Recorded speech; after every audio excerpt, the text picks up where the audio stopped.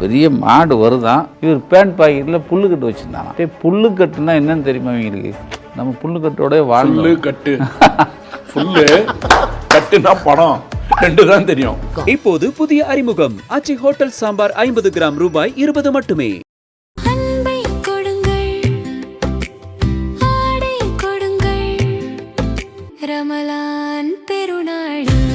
Super Sarvana Stores. GT Holidays, South India's #1 travel brand. You know you are special when you're with GT Holidays. AIADMK பற்றியும் பேசல, பிஜேபியை பற்றியும் பேசல, யாரை பற்றியுமே பேசல.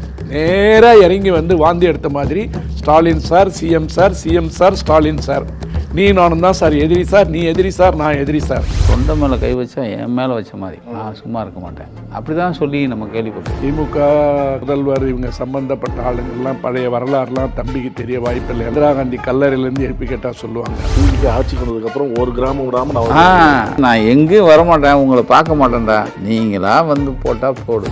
தம்பி சீமான் அடிக்கடி சொல்லுவாப்புல முன்னாடி, எழவு போட்டால் போடு, இல்லைன்னா கஷ்டப்படு. இந்த திருச்சி ஏர்போர்ட்டில் ஓடினது மட்டும் இந்த ஒரு 100 வாட்டி காமிச்சா பசங்களுக்கு அதனுடைய அர்த்தம் என்னன்னு தெரியும். தமிழ் ஆசிரியர்கிட்ட சொல்லணும், புறமுதுகிட்டு ஓடினார். இந்த காட்சியை பாருங்க, திருச்சியில் ஒருத்தர் ஓடிட்டு இருக்காரு பாருங்க, நல்ல வார்த்தை. கீழே ஒரு எலி ஓடும், கத்துவான், பக்கத்தில் இப்படி சொல்லுவான், நீ எல்லாம் ஹீரோ, ஐடிஐ விட்டிங்கன்னா அழுவேன், படம் ரிலீஸ் ஆகுதுன்னா கை கட்டிட்டு அப்பா கூட மோடி பேரை சொல்ல, சிபிஐன்னு கூப்பிட்டா முத நாளே போய் ரூம் போட்டுருவேன். தேர்தல் முடிஞ்சு திமுக ஆட்சிக்கு வருமானால் திமுக செய்தோ இல்லையோ சென்ட்ரல் இருக்காங்கல்ல, பதம் பார்த்துருவாங்க.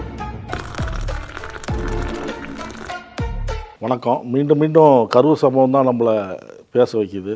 கரூர் சம்பவம் இல்லை, டிவிக்கு இன்றைக்கி வந்து ஆசிரியர் வந்திருக்கிறாங்க, வழக்கறிஞர் பாலு சாரும் வந்திருக்கிறாங்க. இதில் 2 பேருமே இந்த சமூகத்துக்காக குரல் கொடுக்க வேண்டியவங்க தான். ஆசிரியர் பார்த்தீங்கன்னா தம் மனசில் தப்பு அப்படின்னு ஒன்று நினச்சா அது வெளிப்படையாக சொல்லக்கூடியவர். அவங்க அப்படிதான்.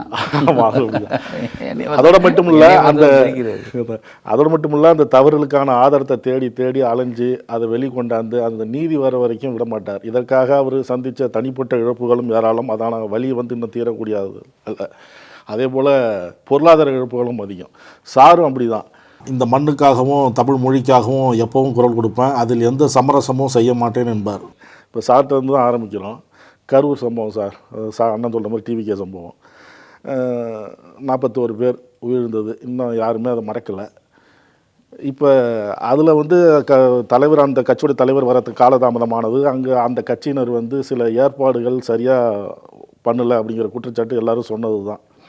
அண்ணனும் பல முறை அது ஆதாரத்தோடெல்லாம் விளக்கியிருக்காங்க.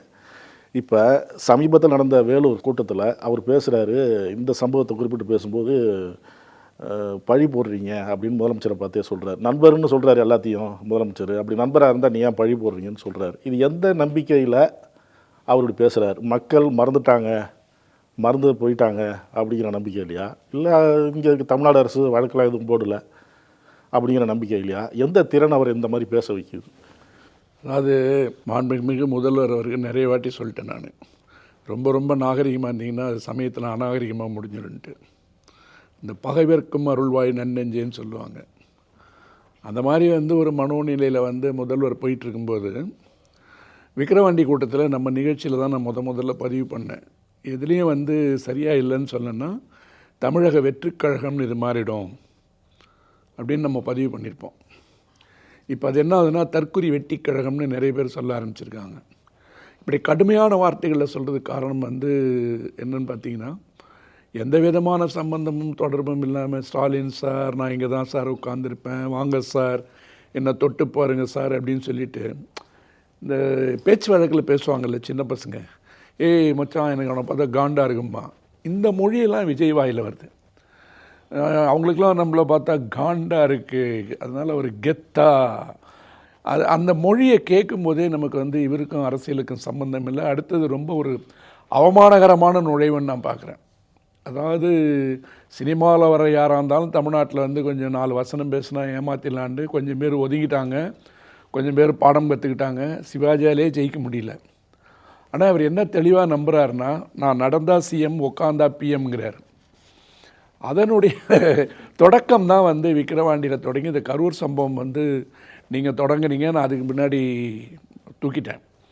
என்னென்னு கேட்டிங்கன்னா, நம்ம ரொம்ப பெருமையாக சொல்லணுன்னா ஒன்று நிதானமாகவே சொல்லலாம். நக்கீரன் தான் அந்த பிளாட்ஃபார்ம் வந்து நம்ம ஆரம்பித்தோம். அதாவது ஒரு படப்பிடிப்பு நடத்துறதுக்காக ஒரு பொலிட்டிக்கல் கூட்டத்தை வந்து இவர் செட் பண்ணாருன்றது தான் மறக்க முடியாத உண்மை, மறைக்கவும் முடியாது. அது ஆரம்பத்துலேருந்து இப்போ நீங்கள் ஷூட்டிங் வந்து போனாங்கன்னு சொன்னீங்க, அதை பார்த்துட்டு அடுத்தது நான் உடனே போட்டேன். கரூரில் நடந்தது வந்து தேர்தல் பிரச்சாரமாக படப்பிடிப்பான்னு தான் போட்டேன். அதில் 3 கேள்வி தான் நான் முக்கியமாக கேட்டேன். நீங்கள் கரூருக்கு காலதாமதம் வந்து போனது வேணும்னு, ஏன்னா அவன் காத்திருக்கணுன்றது உங்களுக்கு நிறைய பேர் சொல்லியிருக்கேன். எம்ஜிஆர் கடைசியில் தான் வருவார், நாஞ்சில் சம்பத்து கூட சொல்லியிருக்காரு, அதில் ஒன்றும் தப்பு இல்லை, தமிழ்நாட்டு அரசியலே அப்படி தான் அப்படின்னு சொல்லும்போது, நாமக்கல்லுக்கு வந்து காலையில் 10 மணிக்குள்ளே வரேன்னு சொல்லிவிட்டு 9:45 மணி வரைக்கும் ஏர்போர்ட்டில் 8:45 வரைக்கும் இங்கே இருக்குது. அப்போ ஏர்போர்ட் அத்தாரிட்டிக்கு நீங்கள் பர்மிஷன் கேட்டு கொடுத்த கடிதத்தில் எத்தனை மணிக்கு உங்கள் ஃப்ளைட் எடுக்கிறதா சொல்லியிருந்தீங்க. அப்போ இங்கேயே 9 மணிக்கு நீங்கள் எடுக்கிறதா இருந்தால் கரூருக்கு 9 மணிக்கு வரேன்னு சொன்னது தப்பு, நாமக்கல்லுக்கு. அப்போ காலையில் 5 மணிலேருந்தே இயற்கை உபாதைகளுக்கு வசதி இல்லாமல், தண்ணி வசதி இல்லாமல், ஒரு டீ காஃபிக்கு வசதி இல்லாமல் ஆண்களும் பெண்களுமாக கூட்டத்தில் நசுங்கிட்டு இருக்கான். அதை நீங்கள் முடிக்கும் போதே மத்தியானம் ஆகிடுது. அங்கேருந்து கரூருக்கு போகிறீங்க. கரூருக்கு போகும்போது எல்லோரும் வந்து என்ன சொல்கிறான், இந்த பசங்க எல்லாமே எங்களுக்கு கொடுத்த டைமில் நாங்கள் போயிட்டோம்ல அப்படின்னு தான் சொல்கிறான். ஆனால் போகும்போது நீங்கள் அடிச்சிட்டு போன லூட்டி, சட்டம் ஒழுங்குக்கு வந்து என்ன பண்ணிட்டு போனீங்க, அந்த பஸ்ஸில் போகும்போது எத்தனை பேர் அந்த உள்ளே விழுந்தான், எப்படிலாம் வந்தான், அப்புறம் உள்ளே போன பிற்பாடு ட்ரோன் யூஸ் பண்ணிங்க. இந்த ட்ரோனை பற்றி இன்ன வரைக்கும் யாரும் பேசலை பாருங்கள். 66 ட்ரோன் வந்து அன்றைக்கி பறந்தது. கல்யாண மண்டபத்தில் பறக்கிற ட்ரோனுக்கே பர்மிஷன் வாங்கணும், உள்துறை அனுமதி. அங்கே லோக்கல் போலீஸ்கிட்ட கேட்டேன், யார்ட்டையும் வாங்கலை. ட்ரோனுக்கு இருக்கிற தகவல் தொழில்நுட்ப சட்டம், இன்ஃபர்மேஷன் டெக்னாலஜி படி அது வந்து ஒரு எலக்ட்ரானிக் டிவைஸ். அந்த எலக்ட்ரானிக் டிவைஸ் வந்து 0.5 kg, அரை கிலோலேருந்து 500 கிலோ வரைக்கும் இருக்கிறதுக்கு கண்டிப்பாக பர்மிஷன் வேணும். செல்ஃபோனுக்கு நமக்கு வந்து சிம் கார்டுக்கெலாம் ஸ்பெஷல் நம்பருக்குள்ள, IMEI நம்பருக்குள்ள ஃபோனுக்கு, அந்த மாதிரி ட்ரோனுக்கு வந்து யூனிக் ஐடென்டிட்டி நம்பர்னு ஒரு நம்பர் இருக்குது, UIN. அது ஒரு ட்ரோன்லேயும் அந்த நம்பர் வந்து வெளிப்படையாக ஒட்டணும். சாயந்தரம் 6 மணிக்கு மேலே ட்ரோன் பறக்கிறதுக்கு பர்மிஷன் இல்லை. ஹாஸ்பிட்டலு, பப்ளிக் பிளேசஸ்ஸு, டிஃபென்ஸ் இருக்கிற இடம் இப்போ இதெல்லாம் வச்சு போடணுன்னா இந்த டீ விற்கிறவங்க மேலே 10 வழக்கு போடலான்னு. இந்த ட்ரோனை வச்சே நீங்கள் சொல்கிற ஒவ்வொரு ஆஸ்பெக்ட் இருக்குல்ல, இரவு நேரம் பறக்கிறது, வெயிட்டு, எத்தனை பறக்கிறதுக்கு, எத்தனை ட்ரோனை ஆப்ரேட் பண்ணுறான்ல அவனுக்கு பேர் ட்ரோன் பைலட்டுன்னு பேர். ஆமாம், அவன் லைசன்ஸ் வாங்கணும். அதான் இது ஒவ்வொன்றுக்கும் உள்ளே கூடி போய் பண்ணோம்னா 10-12 வழக்கு போடணும் இதுக்கு மாத்திரம். அது இல்லாமல் 41 செத்தது, அவன் தண்ணி பாட்டில் தூக்கி எறிஞ்சது, ஒவ்வொன்றுக்கும் தெரிஞ்சு மேலே சாவு நடந்து வந்து ஓடுனது, எல்லாத்துக்கும் தனித்தனியாக போடலாம். ஆனால் நம்ம சிஎம்ஐ பொறுத்தவரை கொஞ்சம் தாராளம்.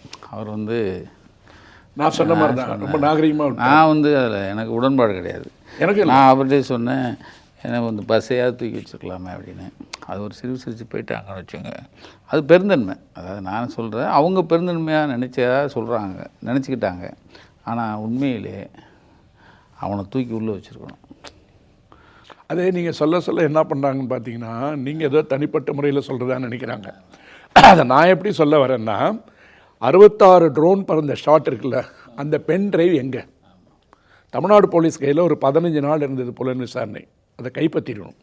அதை கைப்பற்றியிருந்தாவே இவங்க சொன்ன ஒரு முக்கியமான குற்றச்சாட்டு இருக்குல்ல, செந்தில் பாலாஜி தான் சதி பண்ணார், செந்தில் பாலாஜி தான் சதி பண்ணார்னு சொன்னால், நீங்கள் எடுத்த ஷாட் இருக்குல்ல எல்லாமே ஏரியல் ஷாட், அதை நீங்கள் ஸ்கேன் பண்ணிங்கனாவே கூட்டத்தில் எந்த இடத்துல யார் வந்து அந்த கலவரத்தை வந்து தூண்டனா அல்லது வந்து வேறு என்ன பண்ணான்றது வந்து நீங்களே வந்து ப்ரூவ் பண்ணிடலாம். யார்? டிவிகேவே. ஆனால் இன்னைய தேதி வரைக்கும் அவர் செந்தில் பாலாஜி பண்ணார்னு சொல்லிட்டு இப்போ சிஎம் வரைக்கும் வந்து நிற்கிது. முதல்ல சம்பவம் நடந்த அன்னைக்கு நம்ம சொன்ன மாதிரி, நக்கீரனில் பேசின மாதிரி இது படப்பிடிப்புக்காகத்தான் பயன்படுத்தப்பட்டுச்சின்னு சொன்னாவே அந்த 41 பேருடைய மரணத்துக்கு விஜய் முதல் குற்றவாளி. ஏன்னா ஷூட்டிங் நடத்தணும்னா அதுக்கு தனியாக பர்மிஷன் வாங்கணும். ஜூனியர் ஆர்டிஸ்ட் எவ்வளோ பேர் வர போகிறாங்க, கூட்டத்தை என்னவா பயன்படுத்த போகிறீங்கன்றதுக்கு வந்து பொது இடங்களில் படப்பிடிப்பு நடத்துறதுக்கு தனி ரூல்ஸ் இருக்குது. அதை ஃபாலோ பண்ணாமல் ஒரு அரசியல் கூட்டம் சொல்லி காமிச்சிட்டு அதே படத்துக்கு எடுக்கிறீங்க. அதுதான் வந்து குற்றச்சாட்டு. பஸ் அதுக்கு தான் பயன்பட்டுச்சு. பஸ்ஸில் கேமராவில் என்ன பதிவாச்சு இது வரைக்கும் யாருக்கிட்டையும் இல்லை. அந்த ஹார்ட் டிரைவ் எங்கே இருக்குது? அமித்ஷா கிட்ட இருக்கா? ஆதவ்கிட்ட இருக்கா? யாருக்கிட்ட இருக்குது? அப்போ அங்கே எடுத்த காட்சிகள் இருக்குல்ல, உடனே எங்கே ட்ரான்ஸ்ஃபர் ஆகும்? ப்ரொடக்ஷன் ஹவுஸுக்கு வரும், லேபுக்கு போகும். டைரக்டர் அங்கே கூட உட்காந்துதா எல்லாரும் சொல்கிறாங்க. அப்போ இதெல்லாம் வந்து கைப்பற்றலை. சரி, தமிழ்நாடு அரசாங்கம் தான் விட்டுடுச்சு, சிபிஐ தானே எடுத்திருக்கு. சிபிஐ ஏன் இது வரைக்கும் அதை பற்றி பேசலை? யார்கிட்ட இருக்குது? ஆனால் இந்த எல்லாரும் இவ்வளோ ஃப்ரீயாக விட்ட உடனே தானே அவனுக்கு குளிர் விட்டுருச்சு. புரிதா உங்களுக்கு? யாரும் எந்த பக்கமும் அணைக்கட்டலை, யாரும் வழக்கு போடல. சிபிஐ நாம்கியாவை 2 தடவை கூப்பிட்டு விசாரிச்சிருக்காங்க. இந்த இதில் குளிர் விட்டதுனால தான் நேற்று இந்த வேலூர் மீட்டிங்கில் அந்த போட்ட அழுகை நாடகம் இது அதில் பழி போடுறீங்க. சிஎம் எங்கே இவரை நண்பர்னு சொன்னார், பழி போடுறீங்க அப்படின்னா நமக்கு கொதிக்குது. ஒருத்தன் 41 பேரை கொன்னுட்டு நீங்கள் வந்து என் மேலே பழி போடுறீங்க அப்படின்னு ஒருத்தன் சொல்கிறான். சொல்லிவிட்டு அவனுக்கு 4 பேர் வக்காலத்து வாங்குகிறான், இன்னமும் வக்காலத்து வாங்குகிறான். நான் இடையில கொஞ்ச நாள் பேசாமே இருந்தேன். என்னடா இவங்க, சரி அவனே தான் தலையில் மண்ணள்ளி போட்டு அவன் போயிடுவான்னு வச்சுங்க. இப்போ இன்னமும் தற்குறித்தனமாக பேசிகிட்டு இருக்கான். அது ஒரு பக்கம். அவன் இந்த பழி போடுறீங்க அப்படின்ன ஒன்று தான் உண்மையிலேயே அண்ணனை கூப்பிட்ருங்க அப்படின்னு சொன்னேன் நான். அண்ணனை கூப்பிடுங்க.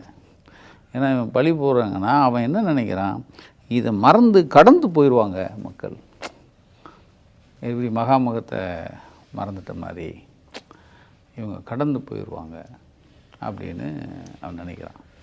ஒரு தன்னுடைய படம் 225 கோடி அவன் கூலி வாங்கிட்டு 165 கோடி வாங்கிட்டான் கையில், மிச்சம் கொடுக்கல. ஒரு படம் நிற்கிது, அந்த படம் வெளிவரதுக்கான எந்த வேலையும் ஒருத்தன் பார்க்கல. தன்னுடைய படம் இப்போது நம்பி அது நீங்கள் சொன்னதால் ஞாபகம் வருது. படம் வந்து 500 கோடின்றாங்க, ஒரு சம்பளம் வாங்குறது 200 கோடின்றாங்க. பராசக்தி எப்படி விட்டாங்கன்னு கேட்டாங்க. விஜயோட ஒரு தன்மை பாருங்கள், அரசியலுக்கு வர்றதுக்கு முன்னாடி அஜித் படம் எங்கே ரிலீஸ் ஆனாலும் இந்த பசங்க போய் கலாட்டா பண்ணுவாங்க. இப்போ பராசக்தி படத்துக்கு வந்து அவங்க கொடுத்த கட்டெல்லாம் ஏற்றுக்கிட்டு தேதியை ஃபிக்ஸ் பண்ணிவிட்டு அவங்க வெளியில் வந்துட்டாங்க. சுப்ரீம் கோர்ட்லேருந்து ஹைகோர்ட்லேருந்து எல்லோரும் என்ன கேட்குறாங்க, தேதியை ஃபிக்ஸ் பண்ணிவிட்டு நீ எப்படி சென்சாருக்கு கொடுத்தேன்னு கேட்டாங்க. சென்சாருக்கு கொடுத்தது வந்து சர்டிஃபிகேட் கொடுக்குற முன்னாடியே கோர்ட்டுக்கு போனது இவங்க. கோர்ட்டுக்கு போனது தனி நீதிபதி கொடுக்குறாங்க, ஹைகோர்ட் ஸ்டே கொடுக்குது. சென்சார் போர்டுன்றது சென்ட்ரல் கவர்மெண்ட்னுடைய ஒரு ஏஜென்சின்னு கூட தெரியாமல் நேராக போய் பராசக்தி படம் ரிலீஸ் ஆன எல்லா தேட்டரில் நின்றுட்டு கலடா பண்ணாங்க. அந்த படத்துக்கு வந்து எப்படி கொடுத்தாங்க? அப்போ மத்திய அரசு சதின்றாங்க. இப்போ மத்திய அரசு மாநில அரசு கூட சேர்ந்து பண்ணிச்சான்.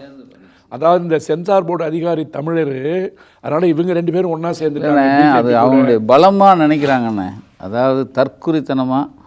இப்போ வேலூர் பேச்சை கேட்டிங்கன்னா அவன் பேசுகிறதுக்குள்ளே கைத்தட்டுறான். அவன் வந்து அந்த போதையை அவன் அனுபவிக்கிறான். பார்த்தீங்கன்னா தெரியும். அதில் தான் சிஎம் சார் பழி போடுறீங்க அப்படின்னு. எனக்கு இன்னும் தாங்கவே இல்லை. நான் 41 கொலையை மறுபடியும் இப்போ ஆரம்பிக்கும் போது இவர் கரூர் தானே ஆரம்பித்தார். அப்போ அந்த கரூருக்குள்ளே இருந்து நம்மளால் வெளியே வர முடியல. இன்றைக்கும் கரூர் மக்கள் வந்து அதிலேருந்து வெளியே வரவே இல்லை.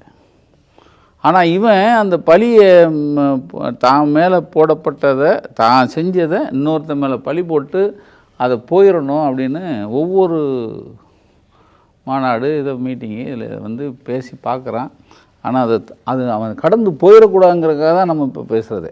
அவன் வந்து இதிலேருந்து 41 கொலையிலேருந்து அவன் தப்பிச்சிடக்கூடாது. நீங்கள் கேட்ட கேள்வியில் முக்கியமானது என்னென்னா, இப்போ சிபிஐ கையில் ஒப்படைச்சி நம்ம ஒப்படைக்கலை, அவங்க சுப்ரீம் கோர்ட்டு தான் ஒப்படைச்சது. அவங்க கிட்டத்தட்ட செப்டம்பர் 27 சம்பவம் நடந்தது. அக்டோபர் நவம்பர் சிபிஐ ஒப்படைச்சது அந்த தரப்பு பூரா வரவேற்றது. இல்லை, நீதி வெல்லும்னு விஜய் அறிக்கை விட்டாங்க. விஜய் அறிக்கை விட்டாப்புல அந்த சின்ன பையன் ஒருத்தருங்க, அவன் பேர் ஆதவ அர்ஜுனா, அவன் வந்து நாங்களே கேட்கல, சுப்ரீம் கோர்ட்டு தான் கொடுத்துருக்கு, எங்களுக்கு வந்து இது மிக சாதகமானனா. இப்போ அந்த ஒன்று பென்ட்ரைவ் எங்கே இருக்குன்னு சிபிஐ இது வரைக்கும் சொல்லலை. கைப்பற்றப்பட்ட காட்சி பதிவுகள் யார்கிட்ட இருக்கு சிபிஐ சொல்ல. அடுத்தது சிபிஐ நியமித்த வழக்கறிஞர் குழு இல்லாமல் சிபிஐயே ஒரு குழுவை நிரூபித்து ரிட்டையர்ட் சுப்ரீம் கோர்ட் ஜட்ஜிகிட்ட கொடுத்தீங்க. அவர் கரூருக்கு ஒரு வாட்டி தான் வந்துட்டு போனார். இப்போ வந்துட்டு போன பிற்பாடு இது வரைக்கும் எடுத்த நடவடிக்கைகள் என்ன? ஒன்று, இந்த குழு நியமித்தாங்கல்ல, சிபிஐ அதிகாரிகள், சுப்ரீம் கோர்ட்டு ஜட்ஜெல்லாம் நியமித்தாங்கல்ல, இவங்களுக்கு வந்து பே பண்ணியிருக்க பணம் எவ்வளோ? ஏன்னா தமிழ்நாடு அரசாங்கம் தான் கொடுக்கணும்னு சொல்லியிருக்கு. இதை ஏன் விஜய் என்ற தனி நபரிடமிருந்து வசூலிக்கவில்லை? ஏன்னா இப்போ வந்து இது சட்டம் ஒழுங்கு வருது, அரசாங்கத்துக்கு கடமை இருக்குது, கோர்ட் ஆர்டர் நான் ஒத்துக்கிறேன், ஒரு வழக்கறிஞர் நான் ஒத்துக்கிறேன். ஆனால் 200 கோடி வாங்குறேன், 500 கோடி வாங்குறேன், எனக்கு பணமே ஒரு பொறுப்பு இல்லைன்னு சொல்கிறீங்க. நம்ம அம்பானி இருக்கார், அம்பானிக்கு தனிப்பட்ட முறையில் பாதுகாப்பு கொடுப்பதற்காக அனுப்பப்பட்டிருக்கிற சிஏஎஸ்எஃப் இருக்குல்ல, அதுக்கு உண்டான மாத செலவெல்லாம் அந்த குடும்பம் தான் ஏற்றுக்குது. அரசாங்கத்துக்கிட்ட அனுமதி வாங்கி அவங்க மொத்தமாக ஆன்டிலா வீடு இருக்கு இல்லையா, அதுக்கு கொடுக்கப்பட்டிருக்க அத்தனை பாதுகாப்புக்கு உண்டான செலவு வந்து அம்பானி ஏற்றுக்கிறார். இவர் என்ன கிழிச்சார்? இவருக்கு ஒய் கேட்டகிரி ஒய். ஆனால் எதுக்கு சொல்கிறேன்னா 200 கோடி விட்டு 1000 கோடி விட்டுன்றீங்க. எதனுடைய அடிப்படையில்? இப்போ ரஜினிகாந்துக்கு கிடையாது, அஜித்துக்கு கிடையாது, கமலஹாசனுக்கு கிடையாது. கமலஹாசன் அரசியலில் தானே இருக்கார், அவருக்கு ஒய் பாதுகாப்பு கிடையாது. ரஜினிகாந்த் இவரை விட பாப்புலர், அவங்களுக்குலாம் கிடையாது. இவர் எதை பண்ணார்? இந்த சம்பவம் வர்றதுக்கு முன்னாடியே உனக்கு ஒய் பாதுகாப்பு கொடுத்தாங்க. அப்போது கொம்பு சீவி குத்துறதுக்கு ஒன்று அனுப்புனது யாருன்னு தெரிஞ்சு போச்சு. ஆனால் என்னை எதிர்த்து பேசுகிற மாதிரி பேசுன்னு சொல்லிட்டு வேலூர் கூட்டத்தில் அதிமுகவை பற்றியும் பேசலை, பிஜேபியை பற்றியும் பேசலை, யாரை பற்றியுமே பேசலை. நேராக இறங்கி வந்து வாந்தி எடுத்த மாதிரி Stalin sir, CM sir, CM sir, Stalin sir, நீ நானும் தான் சார் எதிரி சார், நீ எதிரி சார், நான் எதிரி சார். இந்த வடிவேல் ஆகிறதுக்கு ரொம்ப ட்ரை பண்ணுறாப்புல விஜய். இந்த வடிவேல் கூட சிங்கம் புலி அப்படி இப்படி 2 கேரக்டர் இருக்கும். அவன் என்ன பண்ணுவான், ஒரு சீன்லேயாவது நமக்கு வசனம் அதிகமாக வந்துச்சுன்னா வடிவேலோட அதிகமாக பேசணும்னு நினைப்பான். இப்போ என்ன சொல்கிறாப்புலன்னு கேட்டிங்கன்னா, எனக்கு யாரும் எதிரி, நீங்கள் தான் எதிரி, சிஎம் தான் எதிரின்றத யார் வந்து இவரை ஏற்கிறாங்க. It is more sentimental, it is sensation அப்படின்னு சொல்லிட்டு அந்த இடத்துல உணர்ச்சி வசப்படுறதுக்கு ஒன்றுமே இல்லை. அவரே பேசுறதை நிறுத்துறாராம், கொடுக்க நிறுத்துறாராம், நெடுக்க போகிறாராம், முன்னாடி போகிறாராம், பின்னாடி வராரு, பார்க்குறான், அசிங்கமாக இருக்குது. மோடி பண்ணுவார் இதை. ஆரம்ப காலத்தில் பிரச்சாரம் பண்ணும்போது பார்த்தீங்கன்னா ஒரு மசூதியிலேருந்து தொழுகை சத்தம் வரும், உடனே அப்படியே நிறுத்திடுவார். எல்லாம் நினைப்பாங்க அந்த தொழுகை சத்தத்துக்கு என்ன மாதிரி மரியாதை கொடுக்குறான்னு. ஆனால் 4 வருஷம் 5 வருஷம் கழிச்சு பார்த்தீங்கன்னா கிறிஸ்மஸ் அன்னைக்கு சர்ச்சில் பூந்து அடிச்சிக்கிட்டு இருக்கான். இவர் ஒரு சர்ச்சில் உட்காந்து ப்ரே பண்ணிக்கிட்டு இருக்காரு. இங்கிலீஷ் படத்தில், மாஃபியா படத்தில் வர்ற மாதிரி ஒரு பக்கம் அடிச்சிக்கிட்டு இருக்கான். ஒரு கண்டன அறிக்கையில் அந்த ஜோசப் விஜய் கிறிஸ்தவர்கள் மீது நடத்தப்பட்ட தாக்குதல் பற்றி, கிறிஸ்மஸ் அன்றைக்கு நடத்தப்பட்ட தாக்குதல் பற்றி ஒரு வாய் திறக்கல. நான் ஏன் ஜோசப் விஜய்ன்னு சொல்ல வரேன்னு கேட்டிங்கன்னா, திருப்பரங்குன்றத்துக்கு நீங்கள் ஒன்றுமே பேசலைன்னு சொன்னால் பரவாயில்ல, தமிழ் மக்கள் வந்து உணர தெரியாதவர்கள் போயிட்டோம். ஆனால் உன்னை ஜோசப் விஜய்ன்னு சொல்லி மதத்தால் அடையாளப்படுத்துறது எச் ராஜா. ஆமாம், நான் ஜோசப் விஜய் தான் சொல்லி லெட்டர் பேடில் அறிக்கை விட்டது நீங்கள் தான். அப்போது எந்த சிறுபான்மை இனத்தை அழிப்பது என்பதே முழுநேர கொள்கையாக வைத்திருக்கின்ற பிஜேபிக்கு சொம்பு தூக்குற வேலை, கூஜா தூக்குற வேலையை பின்னாடி இருந்த தூக்குறதால் தான் ஒரு கேள்வி கேட்குறாப்புல விஜய். அதை பார்த்தீங்களா, அரசியல் வந்து இன்றைக்கி தமிழ்நாட்டில் சட்டமன்ற தேர்தல் நடக்குது, ஆனால் என்டிஏவோட வந்து போட்டின்னு சொல்லி ஸ்டாலின் சார் சொல்கிறாரு, அது வந்து தப்பு, ஏன்னா இங்கே நடக்கிற தேர்தல்ன்றது வேறு அப்படிங்கிறாரு. அடிப்படையை புரிந்து கொள்ளாத ஒரு முட்டாள்தனமான பேச்சு. இப்போ ஏன்னா இப்போ நீங்கள் சொல்கிறீங்க முதலமைச்சர் மேலேயே சும்மா ஒரு வருத்தம் தான், ஏன்னா வந்து ஒரு வழக்கு போடலை, ஒன்றும் செய்யலை. இல்லை, அது போட்டிருந்தா தம்பி இன்னைக்கு அதுக்கே போடாததுக்கே அவர் வந்து இந்த மாதிரி பேசுகிறாருன்னு சொல்கிறாங்களே. ஒரு யானை எதிர்த்து ஒரு எறும்பு நிற்கும். எறும்பு வந்து யானையை கூப்பிட்டுச்சான், டேய் யானைன்னு. அது பாட்டு போயிட்டு இருந்துச்சான். உடனே எறும்பு பார்த்தியா, நான் கூப்பிட பயந்து திரும்பி போகுது. அதுதான் முதல்வரை பார்த்து என் கூட வான்னு இந்த எறும்பு சொல்லல யானையை, அதுதான் அந்த கதை. ஆனால் அவனுக்கு என்ன அந்த குளிர் விட்டு போச்சுன்னா, கூதற மாதிரி பேசுவான். நம்ம ஊரில் சொல்லுவாங்க, நம்ம ஊரில் அவன் கூதற மாதிரி பேசுகிறான். இங்கே என்ன பாராளுமன்ற தேர்தலாக நடக்குது, பிஜேபி தான் எல்லாத்தையும் இயக்குது. இப்போ காலையில் 38 சீட்டு கேட்குறாங்க, 25 தான் தர முடியும்னு சொன்ன உடனே தலைவர்கள்லாம் பேச ஆரம்பிச்சிட்டாங்க. அதிமுகவே இயக்குவது யார், பாரதிய ஜனதாவா அல்லது அதிமுக கூட்டணியா? ரொம்ப முக்கியமானது நீங்கள் கேட்டது. அமித்ஷாவும் சரி, மோடியும் சரி, பிஜேபி இருந்தவரங்க யாராக இருந்தாலும் தமிழ்நாடு சட்டமன்ற தேர்தல் முடிஞ்ச பிற்பாடு என்டிஏ தலைமையில் கூட்டணி. ஆமாம், நீங்கள் என்டிஏ தலைமை அது முதல்வர் டெக்ளேர் பண்ணுறாரு, நமக்கும் டெல்லிக்கு தாண்டாங்கிறாரு. அது டேர் டெவில், அது ஒரு பெரிய வார் தான். அதுக்கு தைரியம் வேணும். எந்த ஒரு சூதானமும் தெரியாமல் இதுக்கு ஒரு சூதானம் வேணும். அரசியலை பற்றி தெரியாமல், எதையும் தெரியாமண்ணே ஒருத்தன் வந்து அந்த அவனுக்கு அந்த கரூர் அவனை விட்டு போகலண்ணே. அதனால தான் பழி போடுறீங்களான்னு சொன்னது. அவனுக்கு வந்து இந்த குற்ற உணர்வே அவனை கொன்றும். அது வேறு விஷயம். ஏன்னா 41 உயிருங்கிறது சாதாரண விஷயம் இல்லை. 41 உயிரை கொண்டுட்டு இன்றைக்கி வரைக்கும் நம்ம நடமாடுறோமே அப்படிங்கிறது அவனுக்கு அது குற்ற உணர்வு. அந்த குற்ற உணர்வை இருக்கிறதுனால வந்து நான் சரி எல்லாரும் சொல்கிறாங்க அவன்கிட்ட இல்லை அப்படின்னு.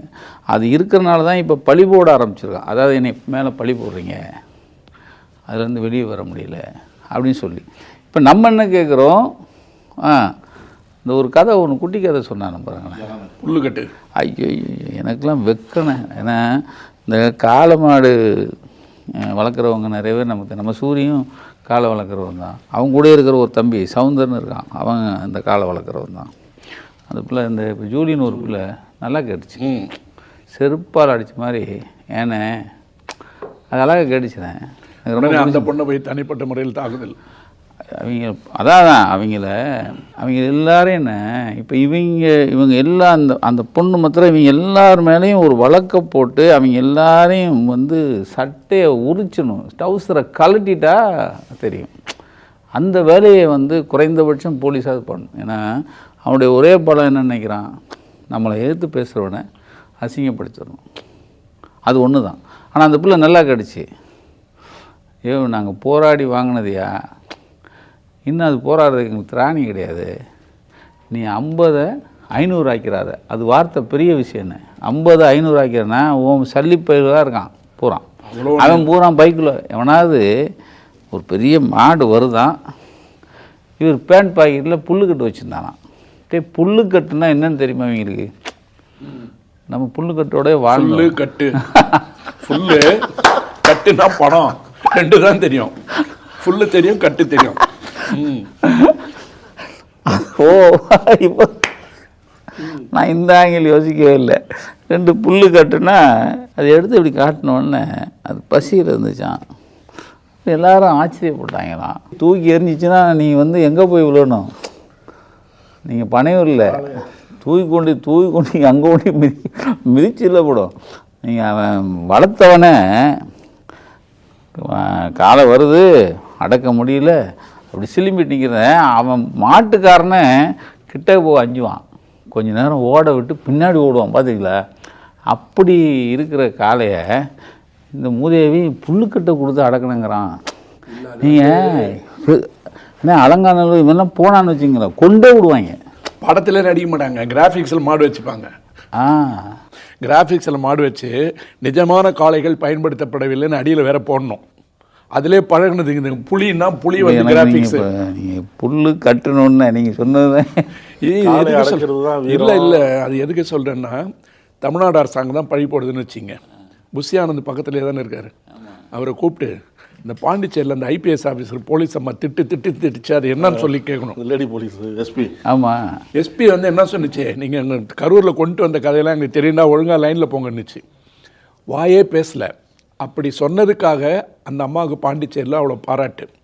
சுவாமிநாதன் சொல்லிட்டு உள்துறை அமைச்சராக இருக்கார், பிஜேபிக்கார், கூப்பிட்டு அந்த அம்மாவுக்கு சால்வை போட்டு பாராட்டினார். ஆனால் இன்றைக்கி அந்த அம்மாவுக்கு இதனால் பேர் வருதுன்னு சொல்லி ட்ரான்ஸ்ஃபர் பண்ணி டெல்லி கொண்டு போயிட்டாங்க.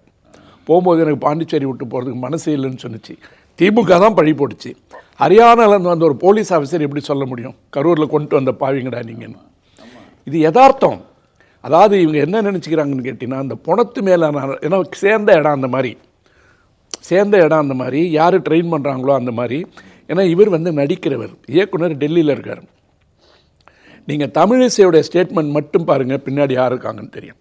ஆரம்பத்திலேருந்தே தமிழிசை என்ன பண்ணோம், தம்பி விஜய் திமுகவை எதிர்த்து பேச வேண்டுன்னுச்சு, தூண்டி விட்டுட்டே இருந்தது. இவர் பின்னாடி இருந்து சொன்ன உடனே ஃபீல்டிலே இல்லாதவங்க பற்றிலாம் நாங்கள் பேச மாட்டோம்னு சொன்னோடனே விஜய்க்கு அரசியல் தெரியல, எங்களெல்லாம் களத்தில் இல்லைன்னு சொல்லி பேசுகிறான்றது இது செட்டப் டைலாக். இதை தமிழ்நாட்டில் இருக்கின்ற ஒரு அரசியல் அறிவுள்ள எல்லாரும் என்ன யோசிக்கணும்னு கேட்டிங்கன்னா, ஒருத்த மேடையில் ஏறினா, போன வாட்டி தான் சொன்னேன் அதிமுக அடிமை கட்சின்னு சொன்னேன். எடப்பாடி பழனிசாமிலேருந்து ஜெயக்குமார்லேருந்து உதயகுமார்லேருந்து எல்லாருமே பதில் சொன்னாங்க. இப்போ இவருக்கு மிகப்பெரிய ஆதரவு ஒருத்தர் போயிருக்காரு. 2 பேர் தான் இவருக்கு ஆதரவு. ஒன்று செங்கோட்டையன் போய் முந்தானேத்து தான் சட்டையில் ஃபோட்டோவே மாற்றிருக்காரு. அப்போ ஆமாம், ஃபோட்டோ வந்து விஜய் ஃபோட்டோவை 3 நாளாக தான் வைக்க ஆரம்பிச்சிருக்காரு. அதுக்கு அடுத்தது அகில உலக அரசியல் தலைவர் ஒருத்தர் போயிருக்காரு. ஆமாம், அவர் போன இடம் விளங்குனதில்லை. பிஜு பட்நாயக் வந்து எம்ஜிஆரையும் கலைஞரையும் ஒன்றாக சேர்த்து நாளைக்கு அனௌன்ஸ்மெண்ட்டை வர அன்னைக்கு வேலூர் கூட்டத்தில் போய் மாற்றி பேச வச்சு கலகம் பண்ண வரலாறு பண்ருட்டிக்கு உண்டு. ராமதாஸ் வீட்டுக்கு போய் குழப்பத்தை உருவாக்கிட்டு அங்கேருந்து வெளியே வந்த வரலாறு உண்டு. ஆமைன்னு சொல்லுவாங்க. விஜயகாந்த் கூட போய் அவருக்கு எடுத்துகிட்டு வந்த வரலாறும் உண்டு. அப்புறம் நான் ஐநா சபைக்கு வந்து வாய் பேச முடியாது, எம்ஜிஆர் என்ன தான் அனுப்புனாருன்னு சொல்லிட்டு அதை வச்சு கொஞ்சம் வண்டி ஓட்டினார். இப்போ தானே அவரும் அவர் டிரைவர் மட்டும் போய் ஒரு கட்சியாக சேர்ந்துருக்காங்க. இவ்வளோ பெரிய ஆதரவு வந்து விஜய்க்கு வந்து இப்போ பெருகிருக்கு. இப்போ அந்த நீங்கள் சொன்னதுக்கே நான் மறுபடியும் வரேன். முதல்வர் வந்து பெருந்தன்மையோடு விட்டார். அவர் சொன்ன ஸ்டேட்மெண்ட் என்னன்னு கேட்டிங்கன்னா, அரசியலில் நாங்கள் யாரையும் பகைவர்களாக கருதுவதில்லை, எல்லோரும் நண்பர்கள் சொன்னது உன்ன மாதிரி சாக்கடையும் சேர்த்து. நீ எவ்வளோ வந்து உள்ளே குளிச்சுட்டு வந்து சிலிப்பி மேலே அடிச்சினாலும் அது ரொம்ப பெருந்தன்மையான ஸ்டேட்மெண்ட். நீங்கள் சொன்னது மாதிரி இதை தேடி போய் நீங்கள் என்ன தான் சொன்னீங்கன்னு சொல்லும்போது என்னன்னு கேட்டிங்கன்னா, நான் தான் திமுக எதிரின்னு நீங்கள் ஒத்துங்க, நான் தான் திமுகவை எடுத்து களமாட போகிறேன்றது நீங்கள் ஒத்துங்கன்னு சொல்கிறதுக்காக தான் நான் இந்த ஸ்டேட்மெண்ட்டுக்கு வந்தேன். எந்த சிறுபான்மை இனத்தை வந்து இந்தியாவை விட்டு துடைக்கணும்னு முயற்சி பண்ணுறாங்களோ அதற்கு துணையாக நிற்கிற ஜோசப் விஜயா போயிருக்கிறது வந்து பைபிளுக்கு செய்கின்ற துரோகம். நீ இந்துவென்று உன்னை சொல்லி கொண்டால் இந்து மதத்திற்கு செய்கின்ற துரோகம். இன்னொரு ஆளே ரெடி பண்ணியிருக்காங்க. அவர் வந்து தன்னை இந்துவாக அறிவிச்சுக்கிட்டவர், நாம் தமிழர் கட்சியில் இருக்கார். இப்படிப்பட்ட ஆளுங்க நீங்கள் பாருங்களேன், யாரெல்லாம் வந்து இன்றைக்கி வந்து இவங்களுக்காக பேசுகிறாங்கன்னு பாருங்கள். வேலூர் இப்ராஹிம், ஹைதராபாத்லேருந்து ஓவைசி, அதிமுகவில் இருந்தால் கூட ஜவஹர் அலி, இவங்க கட்சிக்கு ஆதரவுன்னு சொல்லிட்டு வர ஒரு முஸ்தபா. இப்படிப்பட்ட சிறுபான்மை இனத்திலேருந்து வந்திருக்கிற ஆளுங்க பாரதிய ஜனதாவுடைய 24 மணி நேர வேலையே சிறுபான்மை இனத்தை இந்தியாவிலேருந்து ஒழிக்கணுன்றது தான். ஆனால் நாங்கள் அரசியல் கட்சி அதிமுகவில் இருக்கோம், நாங்கள் விஜய் கூட இருக்கோம்னு சொல்லிட்டு தங்களுடைய மதத்துக்கு, நான் இது முக்கியமாக சொல்கிறதுக்கான ரம்ஜான் மாதம், இன்றைக்காவது மனசாட்சியோடு உட்காந்து யோசிக்கிட்டோம். நம்மை ஒழிக்க நினைப்பவர்களுக்கு நாமே ஆயுதமாக பயன்படுகிறோம்ன்ற கூட இவங்க உணர்றதில்லை. இதுதான் விஜய் கேஸ்லேயும் நடக்குது. அதாவது தமிழினத்தினுடைய மாண்பு, திராவிடத்தினுடைய வரலாறு, இது எல்லாத்தையும் ஒரு சினிமா கவர்ச்சி வச்சு அழிக்கணுன்றதுக்காக தமிழால் செய்யப்பட்ட ஒரு ஆயுதத்தை பயன்படுத்தலாம் பின்னாடி இருந்து. அதுக்கு போடுற ட்ராமா தான். அந்த படத்தை விடாமல் இருக்கிறது வந்து அரசியல் கிடையாது, அரசியல் இல்லை. படத்தை விடாமல் இருக்கிறது, சிபிஐ என்கொயரியில் என்ன நடந்ததுன்னு சொல்லாமல் இருக்கிறது, சார்ஜ் ஷீட் போடாமல் இருக்கிறதுலாம் என்னன்னு கேட்டிங்கன்னா, இது உனக்கு எதிராக வைக்கப்பட்டிருக்கின்ற ட்ராப்பு. இதில் எதில் ஒன்று தப்பு பண்ணினாலும் இங்கே உள்ளே வந்துடும். ஆனால் ஒருத்தன் வெக்கமே படலையாண்ணே, தான் நடித்த படம் இது வரைக்கும் வரலண்ணே, தன்னை நம்பி ஒரு 500 கோடி போட்டிருக்கான் ஒரு ப்ரொடியூசரு, இதை எதிர்பார்த்து வேறு தற்கொலைகள்லாம் நின்றுட்டு இருந்தான். படம் வரலையே, இதுக்கு நம்ம எந்த முயற்சி எடுக்கலையே, அதை பற்றி கவலையே படாமல் ஒருத்தருக்கான இவனை நீங்கள் எதிர்கால அரசியலுக்கு இவன் லாயக்குன்னு சொல்கிறவனை எதால் அடிக்கிறது? ஒருத்தன் தன்னை நம்பி வந்தேன், தனக்கு நம்பி ரூபாயை காசை போட்டிருக்கானே, அதை பற்றி கவலையே படாமல் ஒருத்தன் இருக்கானே. யோசிச்சு பாருங்களேன். அப்போது 41 கொலையை பற்றியும் கவலைப்படல. இப்போ ஒன்று நடந்துச்சு, ஒரு சேலத்தில் ஒன்று.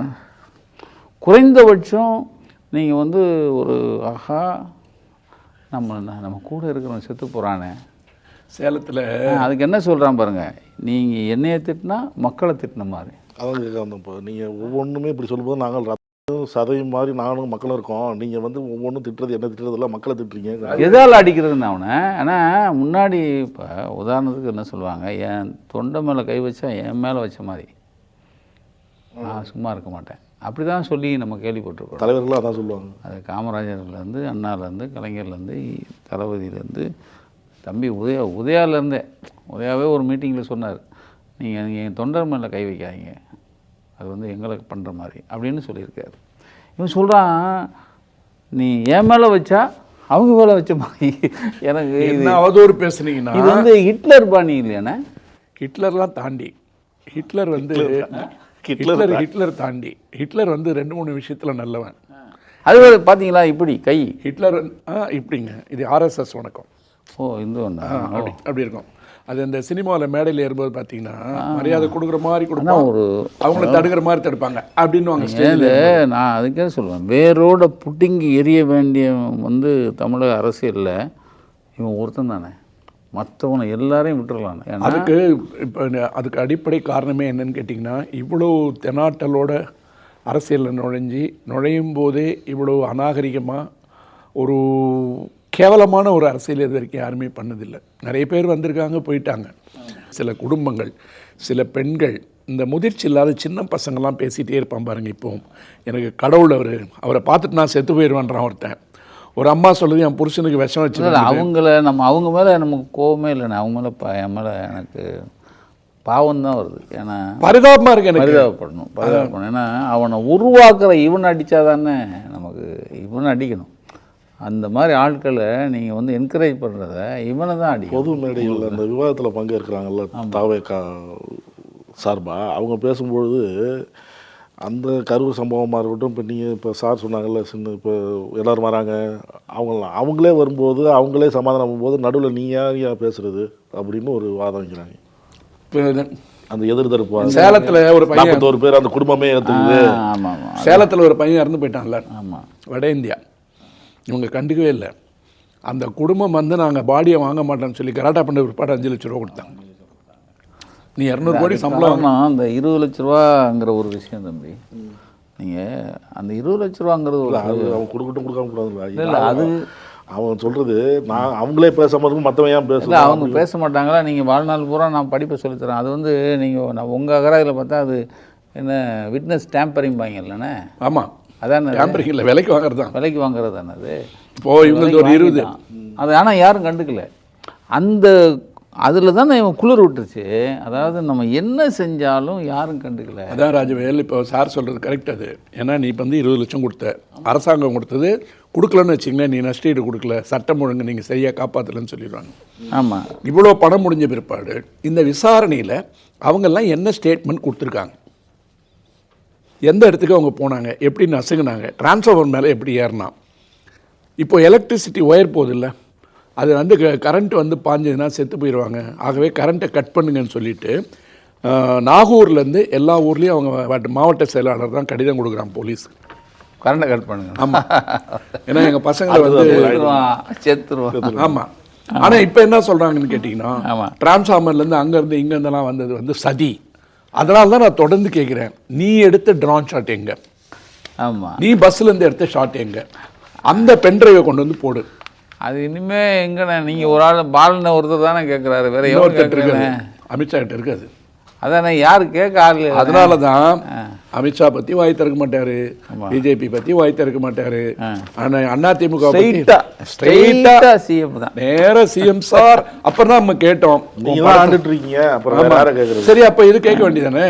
அது இல்லை, உங்கள் படத்தை உள்ள சிபிஐ வந்து இங்கே தானே முன்ன விசாரணை கூப்பிட்டாங்கல்ல, அதே ஸ்டேட்மெண்ட் சொல்ல வேண்டியதானே? பிஎம் சார் நான் இங்கே தான் சார் இருப்பேன், முடிஞ்சால் தொட்டு பாருங்க சார்னு சொல்ல வேண்டியதானே? வரலையே வார்த்தை, வரல. அதாவது இந்த விட்னஸ் பர்ச்சேஸ், அதான் உங்கள் இதில் நம்ம அண்ணன் ஒருத்தர்கிட்ட கேட்டேன், tampering the witness, witness purchase, win over the witness, hostile witness, புரட்சாட்சி, ஹாஸ்டைல் விட்னஸ் கோர்ட்டுக்கு வந்த பிற்பாடு. ஆமாம் ஆமாம். இப்போ இவன் வந்து ஸ்டேட்மெண்ட்டே கொடுக்கறதுக்கு சிபிஐ கிட்ட என்ன ஸ்டேட்மெண்ட் கொடுத்தானா, விசாரிச்சாங்களான்றதை இந்த ஆள் சொல்லலனாலும் பரவாயில்ல, சிபிஐயே சொல்லாதால் தான் எனக்கு சந்தேகம் வருது. உங்ககிட்ட கொடுத்து 3.5 மாதம் ஆகுது. ஒரு ப்ரிலிமினரி ரிப்போர்ட் என்று சொல்லப்படுகின்ற முதல் கட்ட விசாரணை அறிக்கை எங்கே?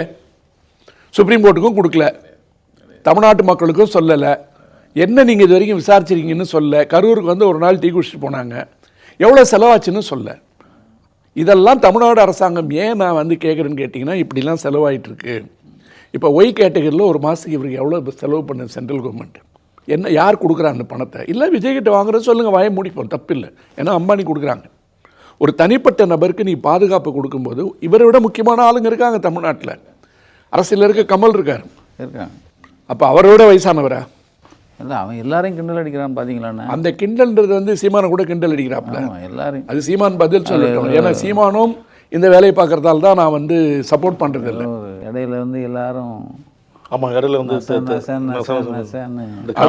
அது வந்து இவங்களாம் நாம் தமிழராம் நச நச நசன்னு. அதாவது அந்த ஒரு அரசியலுக்கு உண்டான மொழி இருக்குது பார்த்தீங்களா, அந்த மொழியே வந்து ஒரு குப்பத்தனமான மொழியாக இருக்குது.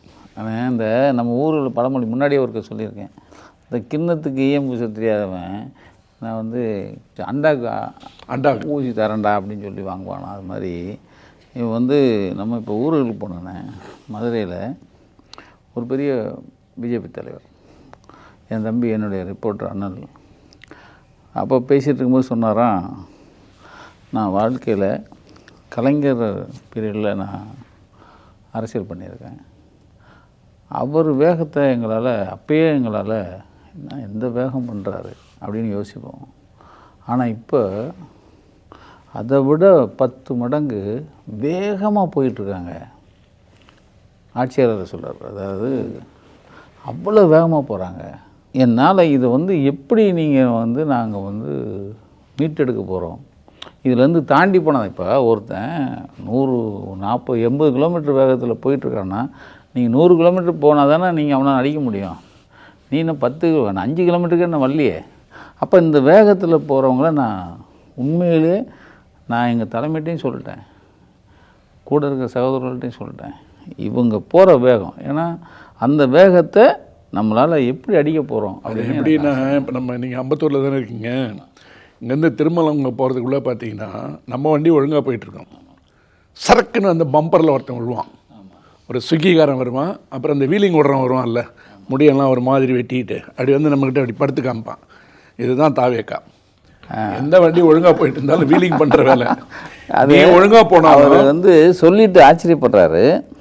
அப்போ அவர் இன்னொரு விஷயத்தையும் சொல்கிறார். நான் ஒரு கிராமத்துக்கு போனேன், அப்போ 4-5 அம்மா இந்த மாதிரி எங்ககிட்ட கேட்டுட்ருக்காங்க, ஐயா அரசியல் கட்சியிலேருந்து தான் வரீங்க, என் கட்சி என்னன்னு தெரியாமல் அவங்க கேட்குறாங்களாம், இந்த 1000 ரூபா கொடுப்பாங்களையா, அது இன்னும் வரலையா எங்களுக்கு அப்படின்னுச்சான். அது கலைஞர் கொடுக்குற 1000 ரூபா அந்த கலைஞர் திட்டத்தில்.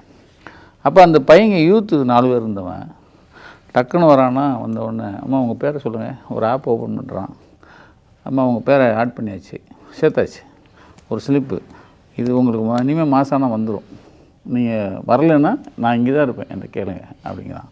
அப்போ இதை பார்த்துட்டு அவர் சொல்கிறாரு, கிராமங்களில் இளைஞர்கள் அவ்வளோ வேகமாக இருக்கான், அதாவது எனக்கு வரல 1000 ரூபா வரல அப்படின்னு ஒரு அம்மா சொல்லுது, அந்த நேரத்துலேயே ஒரு ஆப் ஓப்பன் பண்ணுறாரு, இதை நீங்கள் உங்களுக்கு அம்மா இந்த மாதத்துலேருந்து வந்துடும், கவலைப்படாதீங்கிறான். அப்போ நான் அவர்கிட்ட கேட்குறேன், எங்களுக்கு ட்ரெயின் பண்ணி கொடுத்துருக்காங்க நாங்கள் அப்படின்னு சொல்கிறாங்க. அப்போது இந்த வேகம், இந்த ஸ்பீடு எங்களால் அதை காம்பன்சேட் பண்ணவே முடியாது அப்படின்னு ஒரு வேகத்தில் போய்கிட்டு இருக்கிற ஒருத்தரை இவன் சிஎம் சார் எனக்கும் உனக்கு தான், அதான் யானையை பார்த்து எறும்பு கத்துற மாதிரி எனக்கு ஒரு கவிதை இருக்குது. ஆமாம், கொம்பை மறந்த மாடுன்னு சொல்லுவார் அவர். அதான் வண்டிக்காரன் கொடுக்கின்ற அத்தனை அடிகளையும் வாங்கி கொண்டு வருத்தப்பட்டு பாரம் சுமைக்கிறது கொம்பை மறந்த மாடும்பார். ஆனால் இப்போ திமுக முதல்வர் இவங்க சம்பந்தப்பட்ட ஆளுங்கள்லாம் பழைய வரலாறுலாம் தம்பிக்கு தெரிய வாய்ப்பில்லை, ஏன்னா பிறந்துறதுக்கவே மாட்டாப்புல. அது இந்திரா காந்தி கல்லறையிலேருந்து எழுப்பி கேட்டால் சொல்லுவாங்க. ஒரு காலத்தில் இந்தியாவில் யாரெல்லாம் பாதுகாப்புக்கு பயந்தாங்களோ அவங்களாம் தமிழ்நாட்டுக்கு அனுப்பப்பட்டாங்க. ஷேக் அப்துல்லா மாளிகை இன்றைக்கும் கொடைக்கானலில் இருக்குது. ஷேக் அப்துல்லாவுக்கு அந்த காலத்தில் தேசிய பாதுகாப்பு சட்டத்தில் வைக்கும்போது தமிழ்நாட்டில் கொண்டு கலைஞர் அவ்வளோ வசதி பண்ணி கொடுத்துருந்தாங்க. இன்றைக்கும் கொடைக்கானலில் அந்த கெஸ்ட் ஹவுஸ் அவர் பேரில் இருக்குது. எமர்ஜென்சி காலத்தில் எத்தனை பேர் தமிழ்நாட்டில் தங்கிட்டு போனாங்கன்றதுலாம் இருக்குது. எமர்ஜென்சி விட்டுருங்க தம்பி, நான் சொன்ன மாதிரி அந்த படம் வராது, 2வது கரூர் கேஸில் சார்ஜ் ஷீட்டில் பேரை சேர்த்துருவோம். அப்புறம் இப்போ தான் போன வாரம் ஹைகோர்ட் சொல்லியிருக்கு, அந்த புலி படம் இருக்குல்ல, புலி வேஷம் போட்ட படம் ஸ்ரீதேவி கூட, அதில் ஏமாத்தினதுக்கு ஒரு 1.5 கோடி வரி ஏய்ப்புன்றது கன்ஃபார்ம் பண்ணிட்டாங்க. அதை அவங்க கவுண்டுக்கவே இல்லையானே. இதெல்லாம் வெளியில் சொன்னால் அவன் என்ன சொல்கிறான், இருக்கிட்டு மேய்கிறான், எல்லாத்தையும் தாண்டி அவனுக்கு அந்த அதை ஊழல் இல்லைங்கிறான், அது ஊழல் இல்லைங்கிறான். 250 ரூபாய்க்கு டிக்கெட் விற்றா, 2000க்கு டிக்கெட் விற்றா ஊழல் இல்லைங்கிறான். இதெல்லாம் வாங்கினாதானாங்க உனக்கு 200 கோடி சம்பளம். என்ன பின்ன தேவதூதன் வானத்திலேருந்து கொட்டி எடுத்துட்டா உனக்கு சம்பளம் கொடுக்கறதுக்கு எங்கேருந்து வசூல் செய்யப்படுகிறது? தேட்டரில் தான் வசூல்கள். 4 நாள் தான் இன்றைக்கி அந்த ஹீரோவோட படமும் 30 ஷோ 35 ஷோ போட்டு ஒரு வாரத்தில் எடுத்துடுறீங்க. எடுத்த காசை வச்சு தான் உனக்கு சம்பளம் தரான் இல்லையா? அப்போது அந்த படத்தில் வாங்கின சம்பளத்தை 15 கோடி நீ ஊழல் பண்ணிட்ட. எங்கேருந்து உன்னை தூக்கிட்டு வந்தாங்க?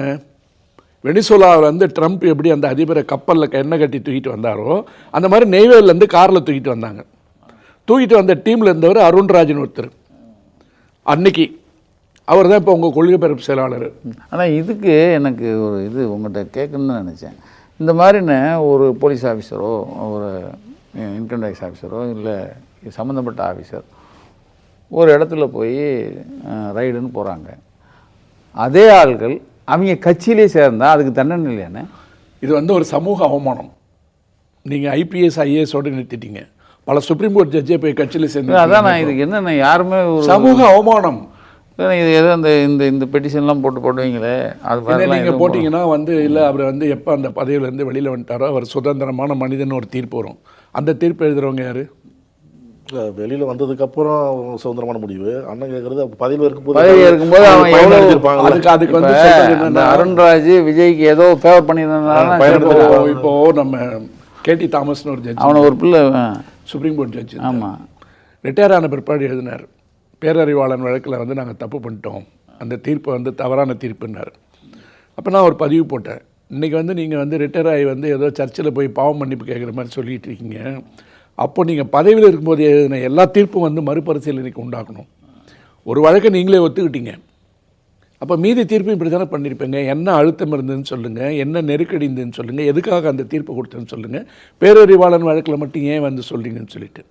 அந்த மாதிரி தான் பல நீதிபதிகள். இப்போ இந்த அருண்ராஜ் வந்து தண்டிக்கப்பட வேண்டியவனா இல்லையா? நான் கேட்குறது அதுதான். ஏன்னா நீ அந்த பையன் வந்து ஊழல் பண்ணியிருக்கான்னு நீ அவனை ரைட் பண்ணி அங்கே நெய்வேலியிலேருந்து தூக்கிட்டு வந்த சீஃப் இல்லை அந்த டீமில் ஒருத்தர், அவ்வளோதான். ஆமாம், டீமில் ஒருத்தனாக இருந்திருக்க. அந்த நேரம் நீ வந்து அண்ணன் டீமில் இருக்கிறவன் ஒருத்தன் தானே ஹெல்ப் பண்ணுவான். அவர் தான் இப்போ விஜய்க்கு கொள்கையெல்லாம் விளக்குறாரு டெய்லி டிவியில். விளக்குன தலைவருங்கிறாரு ஒரு பேட்டியில். அதான் எங்கள் தலைவருங்கிறாரு. அதாவது போய் நம்ம கொடநாடில் அப்பாவும் பையனும் எப்படி உட்கார்ந்தாங்களோ பிச்சை எடுத்தாங்கண்ணே. ஆமாம், அதே போஸ்டில் தான் வண்டியில் கை கட்டிட்டு வந்தார். திருப்பி கொண்டு போய் விட்டதுலேருந்து தான் விஜயனுடைய அரசியல் பாதை வந்து எப்படி சினிமாவில் வந்து மாறுதுன்னு அங்கேருந்து பாருங்கள். நெய்வேலியில் ஆரம்பிக்குது. திருப்பி கொண்டு போய் விட்ட உடனே எனக்கு ஒன்றுமே அடி ஒழுன்னு சொல்லிட்டு அங்கே ஒரு காரில் ஏறிட்டு வீரவாசனெல்லாம் பேசினாப்புல. அதுக்கு பின்னாடி எந்த தேர்தலையும் பங்கெடுக்க விடலை. நாங்கள் எடுக்க மாட்டோம்னு கட்சி இருக்குது, கொள்கை இருக்குதுன்னு சொல்லிட்டு இருந்தாப்புல ஒழிய பனையூர்லேருந்தே பேசிகிட்டு இருந்தாப்புல. எந்த நேரத்தில் சரியாக இறக்குறாங்கன்றதான் இப்போ முக்கியமான கணக்கு. பார்லிமெண்ட்டில் இறக்குனா திமுகன்றது வந்து அதிகபட்சமான சீட்டுகளை வென்றாலும் கூட அது பிஜேபிக்கு பிரயோஜனம் இல்லை. தமிழ்நாட்டை பொறுத்த வரைக்கும் சித்தாந்த ரீதியாக திராவிடம் என்பது இருக்கக்கூடாதுன்றதுக்கு பண்ணுற சயின்டிஃபிக் ஒர்க்கு தான் ஆர்எஸ்எஸ்னுடைய ஸ்கீம். தெரியுது. அது இந்த முறை அது வெட்ட வெளிச்சம். அதில் தான் இப்படி கொண்டு வரும்போது இப்போ நீங்கள் பார்த்தீங்கன்னா ஒரு பக்கம் அதிமுக பிஜேபி எவ்வளோ ஓட்டு வாங்கும், சீமான் வந்து எவ்வளோ ஓட்டை பிரித்து கொடுப்பாப்புல. இப்போ நான் வரும்போது தினகரன் வந்து சசிகலா அது ஒரு பதர், அதை பற்றி பேசாதீங்கன்றார் சித்திய. சசிகலா இல்லைன்னா பதறு அது சசிகலா பதறான். சசிகலா இதுக்கும் பதற மாட்டேங்குது. நீங்கள் குருமூர்த்தி போய் சாக்கடை ஜலம் சொன்ன அன்னைக்கும் பதறல. ஆமாம், ஜெயக்குமார் எடப்பாடி ஆளுங்களாம் அந்த அம்மா வேலைக்காரம்மான்னு சொன்ன அன்னைக்கும் பதறல. இப்போ சொந்த வீட்டுக்காரனே ஒரு வேணை வைக்கணும். நம்ம அதுக்குள்ளே டைவெர்ட் ஆகிடக்கூடாது. ஆனால் அது ஒரு வேணை வைக்கிற நேரத்து வந்து கட்சி ஆரம்பிக்குது, கட்சி கொடி பண்ணிடுச்சு. நீங்கள் பாருங்கள், அந்த பக்கம் சவுத்தில் ஒரு 60 சீட்டு வந்தேன். அந்த பாருங்கள், இல்லை இவங்க கணக்கு என்னன்னு கேட்டிங்கன்னா தெரியும். இந்த ஓட்டெல்லாம் பிரிச்சுட்டா திமுகவினுடைய வாக்கு சதவீதம் குறையாதுண்ணே. இது அவங்க கணக்கு. இதுக்கு விஜய் வந்து எவ்வளோ தூரம் உதவியாக இருப்பார். அப்படி ஏற்படுத்தி இருக்கிற காரணத்தால் தான் நான் பிஜேபியை வந்து கொள்கை எதிரின்னு சொல்லிட்டு இங்கே வந்து எடுத்த உடனே நீங்கள் கேட்ட கேள்வி சிஎம் சார் பிஎம் சார்னு சொல்கிறது பிஎம் சாருங்கிற சிஎம் சார்னு சொல்கிறதுக்கு காரணம் பிஎம்னு சொன்னால் கொண்டே விடுவாங்க. வாயில வரமாட்டேங்குது. அந்த பிஎம்ன்றது வந்து சாயந்தரம் சொல்கிறது கூட அந்த வார்த்தை வரமாட்டேங்குது. நான் எதுக்கு சொல்ல வரேன்னா, அந்த மதுரையில் சொன்ன அந்த பிஜேபி லீடர் சொன்னது அதே மாதிரி இப்போ நீங்கள் சமீப காலமாக இப்போ நீங்கள் ஒரு கடந்த 1 மாதமாக எடுத்திங்கன்னா சிஎம்மோட நடவடிக்கை. நேற்று கன்னியாகுமரிண்ணே, முந்தின நாள் பார்த்தீங்கன்னா மந்திரி சபை கூட்டம் முடிச்சுட்டு நைட்டே நல்ல கண்ணையா பார்க்குறாரு. ரைட்டா, காலையில் கன்னியாகுமரி முடிச்சுட்டு மறுபடியும் நல்ல கண்ணையா பார்க்குறாரு. அதுக்கு முதல் நாள் பார்த்தீங்கன்னா கோயம்புத்தூர். நீங்கள் அதே மாதிரி துணை முதல்வர் எடுத்திங்கன்னா தொடர்ந்து இருப்பாங்க. இவங்க இன்றைக்கு வரைக்கும் தூங்காமல் திரியிறாங்க. அன்றைக்கி வந்து ஒரு கட்சிக்காரரை பார்க்குறேன், திமுககாரரை ட்ரெயினில் போகல. ஏன்னா நாளைக்கு என்ன கோயம்புத்தூராக போகிறீங்கன்னு, பழனியப்பண்ண நம்ம தருமபுரி பழனியப்பண்ண. ஐயோ, தலைக்கு மேலே வேலைண்ணே. அவங்க என்ன பண்ணாங்க, ஆமாம் இவர் மாட்டு ஓடிட்டே இருக்க, எங்களால் வீட்டு வேலையை கூட பார்க்க இல்லை, இவ்வளோ வேகமாக போயிட்டு இருக்கிற ஒருத்தன் வந்து 10 நாளைக்கு ஒருக்க வெளியே வரான். வெளியே வந்துட்டு சிஎம் சார் அப்படின்னு சொல்லிட்டு ஒருத்தன் போய் மறுபடியும் போய் வந்துடுவான். ரைட்டா? இப்படி பேசிட்டு போனோடனே அதை நம்ம பேசுகிறோம் பாருங்கள், இதுவே அவனுக்கு பலம். அதாவது நான் அதான் ரொம்ப யோசிச்சுட்டு இருந்தேன். இவன் வந்து வர்றான், 10 நாளைக்கு ஒருக்க வரான், வந்து தலையை காட்டு போகிறான். அதுவும் நீங்கள் மொத்தம் மேடையில் பேசுனது எல்லாத்தையும் கூட்டி கழித்து பார்த்தீங்கன்னா ஒரே தான் இருக்கும். வேறு எதுவும் அவன் கூட குறைய பேசிக்க மாட்டான். அப்போது இவனை நம்ம பேசுகிறதே அவனுக்கு பலமாயிருமோ அப்படின்னு யோசித்தேன். ஆனால் பேசாமல் விடுறதும் தப்பு. பேசாமல் கரூரில் கேஸ் போடாம விட்ட மாதிரி அது மாதிரி ஆயிடும். நீங்கள் சொல்கிறீங்க இப்போ வந்து ஸ்டாலின் உதயநிதி எல்லாம் ஓடிக்கிட்டே இருக்கிறாங்க. அவங்க 2 பேர் மாத்திரம் ஓடல, எல்லாரும். நீங்கள் அந்த கட்சிக்காரங்க ஒருத்த கூட நம்ம நிற்கலைனுங்க. நீங்கள் பாருங்கள், யாருமே நிற்கலை, ஓடிக்கிட்டே இருக்காங்க. இவங்க இந்த ஓட்டத்துக்கு அவங்க வந்து அந்த இதில் அவங்க ரொம்ப அதாவது நம்பிக்கையாக இருக்காங்க. எங்கள் ஓட்டத்துக்கு நீ வர முடியாதுங்கிற நம்பிக்கையில் இருக்காங்க. நமக்கு அந்த இருக்குது. ஆனால் ஒருத்தன் எந்த வேலையும் பார்க்காம இவன் என்ன சொல்கிறான், எப்பா உன் ஓட்டு மாத்திரம் இல்லை, உன் வீட்டில் இருக்கிற ஓட்டும் வேணும். இதுதான் அவனுடைய. உன் வீட்டில் இருக்கிற ஓட்டு எனக்கு. ஒரு வீட்லேயும் விஜய் இருக்கார். விஜயும் இருக்காங்களாம். எல்லார் வீட்லேயும் விஜய் இருக்கான்னா இப்படி ஒரு தற்கொலையாக ஒருத்தன் ஒரு 10 நாள் ஒரு மக்களை பார்த்துட்டு 10 நாள் வந்து வீட்டுக்குள்ளேயே அடைஞ்சு கிடப்பான ஒருத்தன். யாரும் விட மாட்டேங்கிறாங்கன்னு அதே மாதிரியில் சொல்கிறாரு. நாங்கள் இப்போ பர்மிஷன் கிட்ட கொடுக்கல, அதனால தான் நம்ம அதனால டிவிக்கு ஆட்சிக்கு வந்ததுக்கப்புறம் ஒரு கிராமம் விடாமல் நான் இதான மெயின். அதாவது அவன் இப்போ இருந்து நான் எங்கேயும் வரமாட்டேன், உங்களை பார்க்க மாட்டேன்டா, உன்கிட்ட ஓட்டு கேட்க மாட்டேன்டா, நீங்களா வந்து போட்டால் போடு. அதை நம்ம தம்பி சீமான் அடிக்கடி சொல்லுவாப்புல முன்னாடி, எழவு போட்டால் போடு, இல்லைன்னா கஷ்டப்படு. அந்த வசனத்தை கடை வாங்கியிருக்க தம்பி பெரியார். அப்படி இல்லை, அது இந்த தெனாவட்டுங்கிறது. அதாவது நான் வந்து உங்களை பார்க்க மாட்டேன், என்னை முதலமைச்சர் ஆக்கிரு, நான் இப்போ கிராமமாக வருவேன். அதாவது வந்தால் முதல்வராக வருவேன், இல்லைன்னா பனையூரில் உட்காந்துருப்பேன், சாப்பிட்டு தூங்கிடுவேன், மறுபடியும் 200 கோடி போயிடுவேன். அதுலேயும் ஆண்டிக்கு எதுக்கு அம்பார கணக்கும்பாங்கல்ல, அதுலேயும் அது மாதிரி தமிழ் ப்ரொடியூசர் ஒரு ஆண்டி அம்பார கணக்கு போட்டானா. தமிழ் ப்ரொடியூசருக்கெல்லாம் கால் ஷீட் தர மாட்டேன், தெலுங்குக்காரங்களுக்கு கன்னட. அவனுடைய சரித்திரத்தில், அந்த பையனுடைய சரித்திரத்தில் தோல்வி ஆயிடுச்சுன்னு வச்சுங்களேன், அந்த ப்ரொடியூசரையோ அந்த டைரக்டரை திரும்பி பார்க்க மாட்டாங்க, திரும்பியே பார்க்கறதுலையா. அதுதான் இந்த 41 கொலை தெரிஞ்சிருந்து ஓடுனதுக்கு காரணம். ஐயோ நம்ம வந்து இப்படி ஒரு தோல்வி, இது ஒரு பெரிய தோல்வி இல்லை. அவனுடைய குணாதிசயமே அதானா. ஒரு தோல்வினா அந்த ஏரியா பக்கம் வர்றதே கிடையாது, அவங்கள திரும்பி பார்க்குறது. ஒரு அரசியல் பார்வையாக பார்த்தா கூட ஒரு 40 வருஷத்துக்கு மேலே ஹைகோர்ட்டில் இருந்துட்டேன். ஒரு அட்வொகேட்டாக பார்க்கும்போது கூட என்னால் இதை ஒத்துக்க முடியல. ஒரு சாதாரண ஒரு வழக்கறிஞனாக பார்த்தா ஒரு தனி மனிதனுடைய நடவடிக்கையில் கொஞ்சமும் ஒழுக்கம் இல்லை, கொஞ்சமும் பண்பாடு இல்லை, ஒரு சிந்தனையிலையும் ஒரு தெளிவில்லை. ஆனால் வந்து நான் ராத்திரியில் எழும்பி காலையில் வந்ததும் எல்லோரும் சினிமா பார்த்துட்டு ஓட்டு போடுங்கன்னு கேட்குறது 2026 வந்து அது சரியானு தெரியல. ஆனால் நான் சொன்ன மாதிரி தான் பூரா வீலிங் பசங்க. நீ ஆமாம், நீ எங்கே போனாலும் நான் குறுக்க வந்து விழுவேன், எகிருப்பேன், ஃப்ரண்ட் வீலை தூக்கிட்டு ஓட்டுவேன், நீ என்னை பார்த்து கைத்தட்டு அப்படின்வாங்க. இதெல்லாம் பொண்ணுங்களுக்கு கூட இப்போ பிடிக்கிறதில்ல, அந்த மாதிரி பண்ணுற பசங்களை பார்த்து பயந்து ஓடுதுங்க. அந்த கவர்ச்சி ரசிகத்தன்மையை வச்சுக்கிட்டே நம்ம வந்து ஆட்சி பிடிக்கலாம்னு நினச்சிட்டு இருந்தால், தமிழக வெற்றி கழகம்ன்றது வந்து விக்ரவாண்டிலே சொன்ன இந்த படத்தோட ஃபஸ்ட்டு ரீல் இப்போ தான் ரிலீஸ் ஆகிருக்கு. இது ஒரு படம், டிவிக்கேன்றதே ஒரு படம். ஏன்னா இப்போ டின்னு ஒரு படம் வந்தது, தம்பி தலைவர் தலைமையில்னு ஜீவா நடிச்சு ஒரு படம் வந்தது. பேசாமல் இந்த டைட்டில் தூக்கி அவனுக்கு கொடுத்துடலாம், டி தம்பி தலைவர் தலைமையில் தமிழக வெற்றி கழகம் டிவிகே. சரியாக முடிஞ்சு போச்சு. 3 டி 4 டி ஒரு விகே. அது இவ்வளோ நம்ம உங்களுக்கு நான் வந்து வரமாட்டேன், நான் சிஎம் ஆனவொன்னே கிராமத்துக்கு வரேங்கிற அந்த வந்து அது திமிர் இல்லைன்னா அது உங்களுக்கு ஒரு நாட்டில் ஒரு அண்ணாலேருந்து கலைஞர்லேருந்து அது காமராஜர்லேருந்து தளபதியிலேருந்து எல்லாரையும் நம்ம பார்த்துட்டோன்னே வரிசையாக எல்லோரும் ரோட்டுக்கு போய் மக்களை சந்தித்து வந்தவங்களை தானே நம்ம பார்க்குறோம். ராகுல் காந்தி எவ்வளோ கஷ்டப்படுறாரு. ஆமாம் பார்த்தோம். அது இல்லாமல் கம்யூனிஸ்ட் தலைவர்லேருந்து எல்லாரையுமே எடுத்துக்கங்க. இவர் நம்மள்ட்ட சொன்னார்ல, ராமதாஸ் நடந்து கிராம கிராமமாக போகணும். ஆமாம், ராமதாசனை மருத்துவர் சொன்னார், நடந்து கிராமங்களுக்கு நான் அப்படி போயிருக்கேன் அப்படின்னு. இப்படி குருவி சேர்க்குற மாதிரி சேர்த்து தானே இப்போ நீங்கள் வந்து எல்லாருமே ஆட்சி அமைச்சது. ஒருத்தர் நான் எதுக்குமே போக மாட்டேன், உங்களை பார்க்க வர மாட்டேன், உங்கள்கிட்டே சொல்கிறது நான் வரமாட்டேன், நான் சிஎம் ஆனவுடனே உன்னை கிராமத்துக்கு வந்து சந்திக்கிறேன். ரூம் போட்டிருக்கேன், இறந்த போனவரோட ஃபோட்டோ எடுத்துகிட்டு வாங்க, 2 பேரும் ஃபோட்டோ எடுத்துக்கலாம். நான் ரூமில் இருக்கேன், உங்கள் வீட்டிலேருந்து ஒரு ஃபோட்டோ எடுத்துகிட்டு வாங்க, அதை வச்சு நம்ம ஃபோட்டோ எடுத்துக்கலாம்.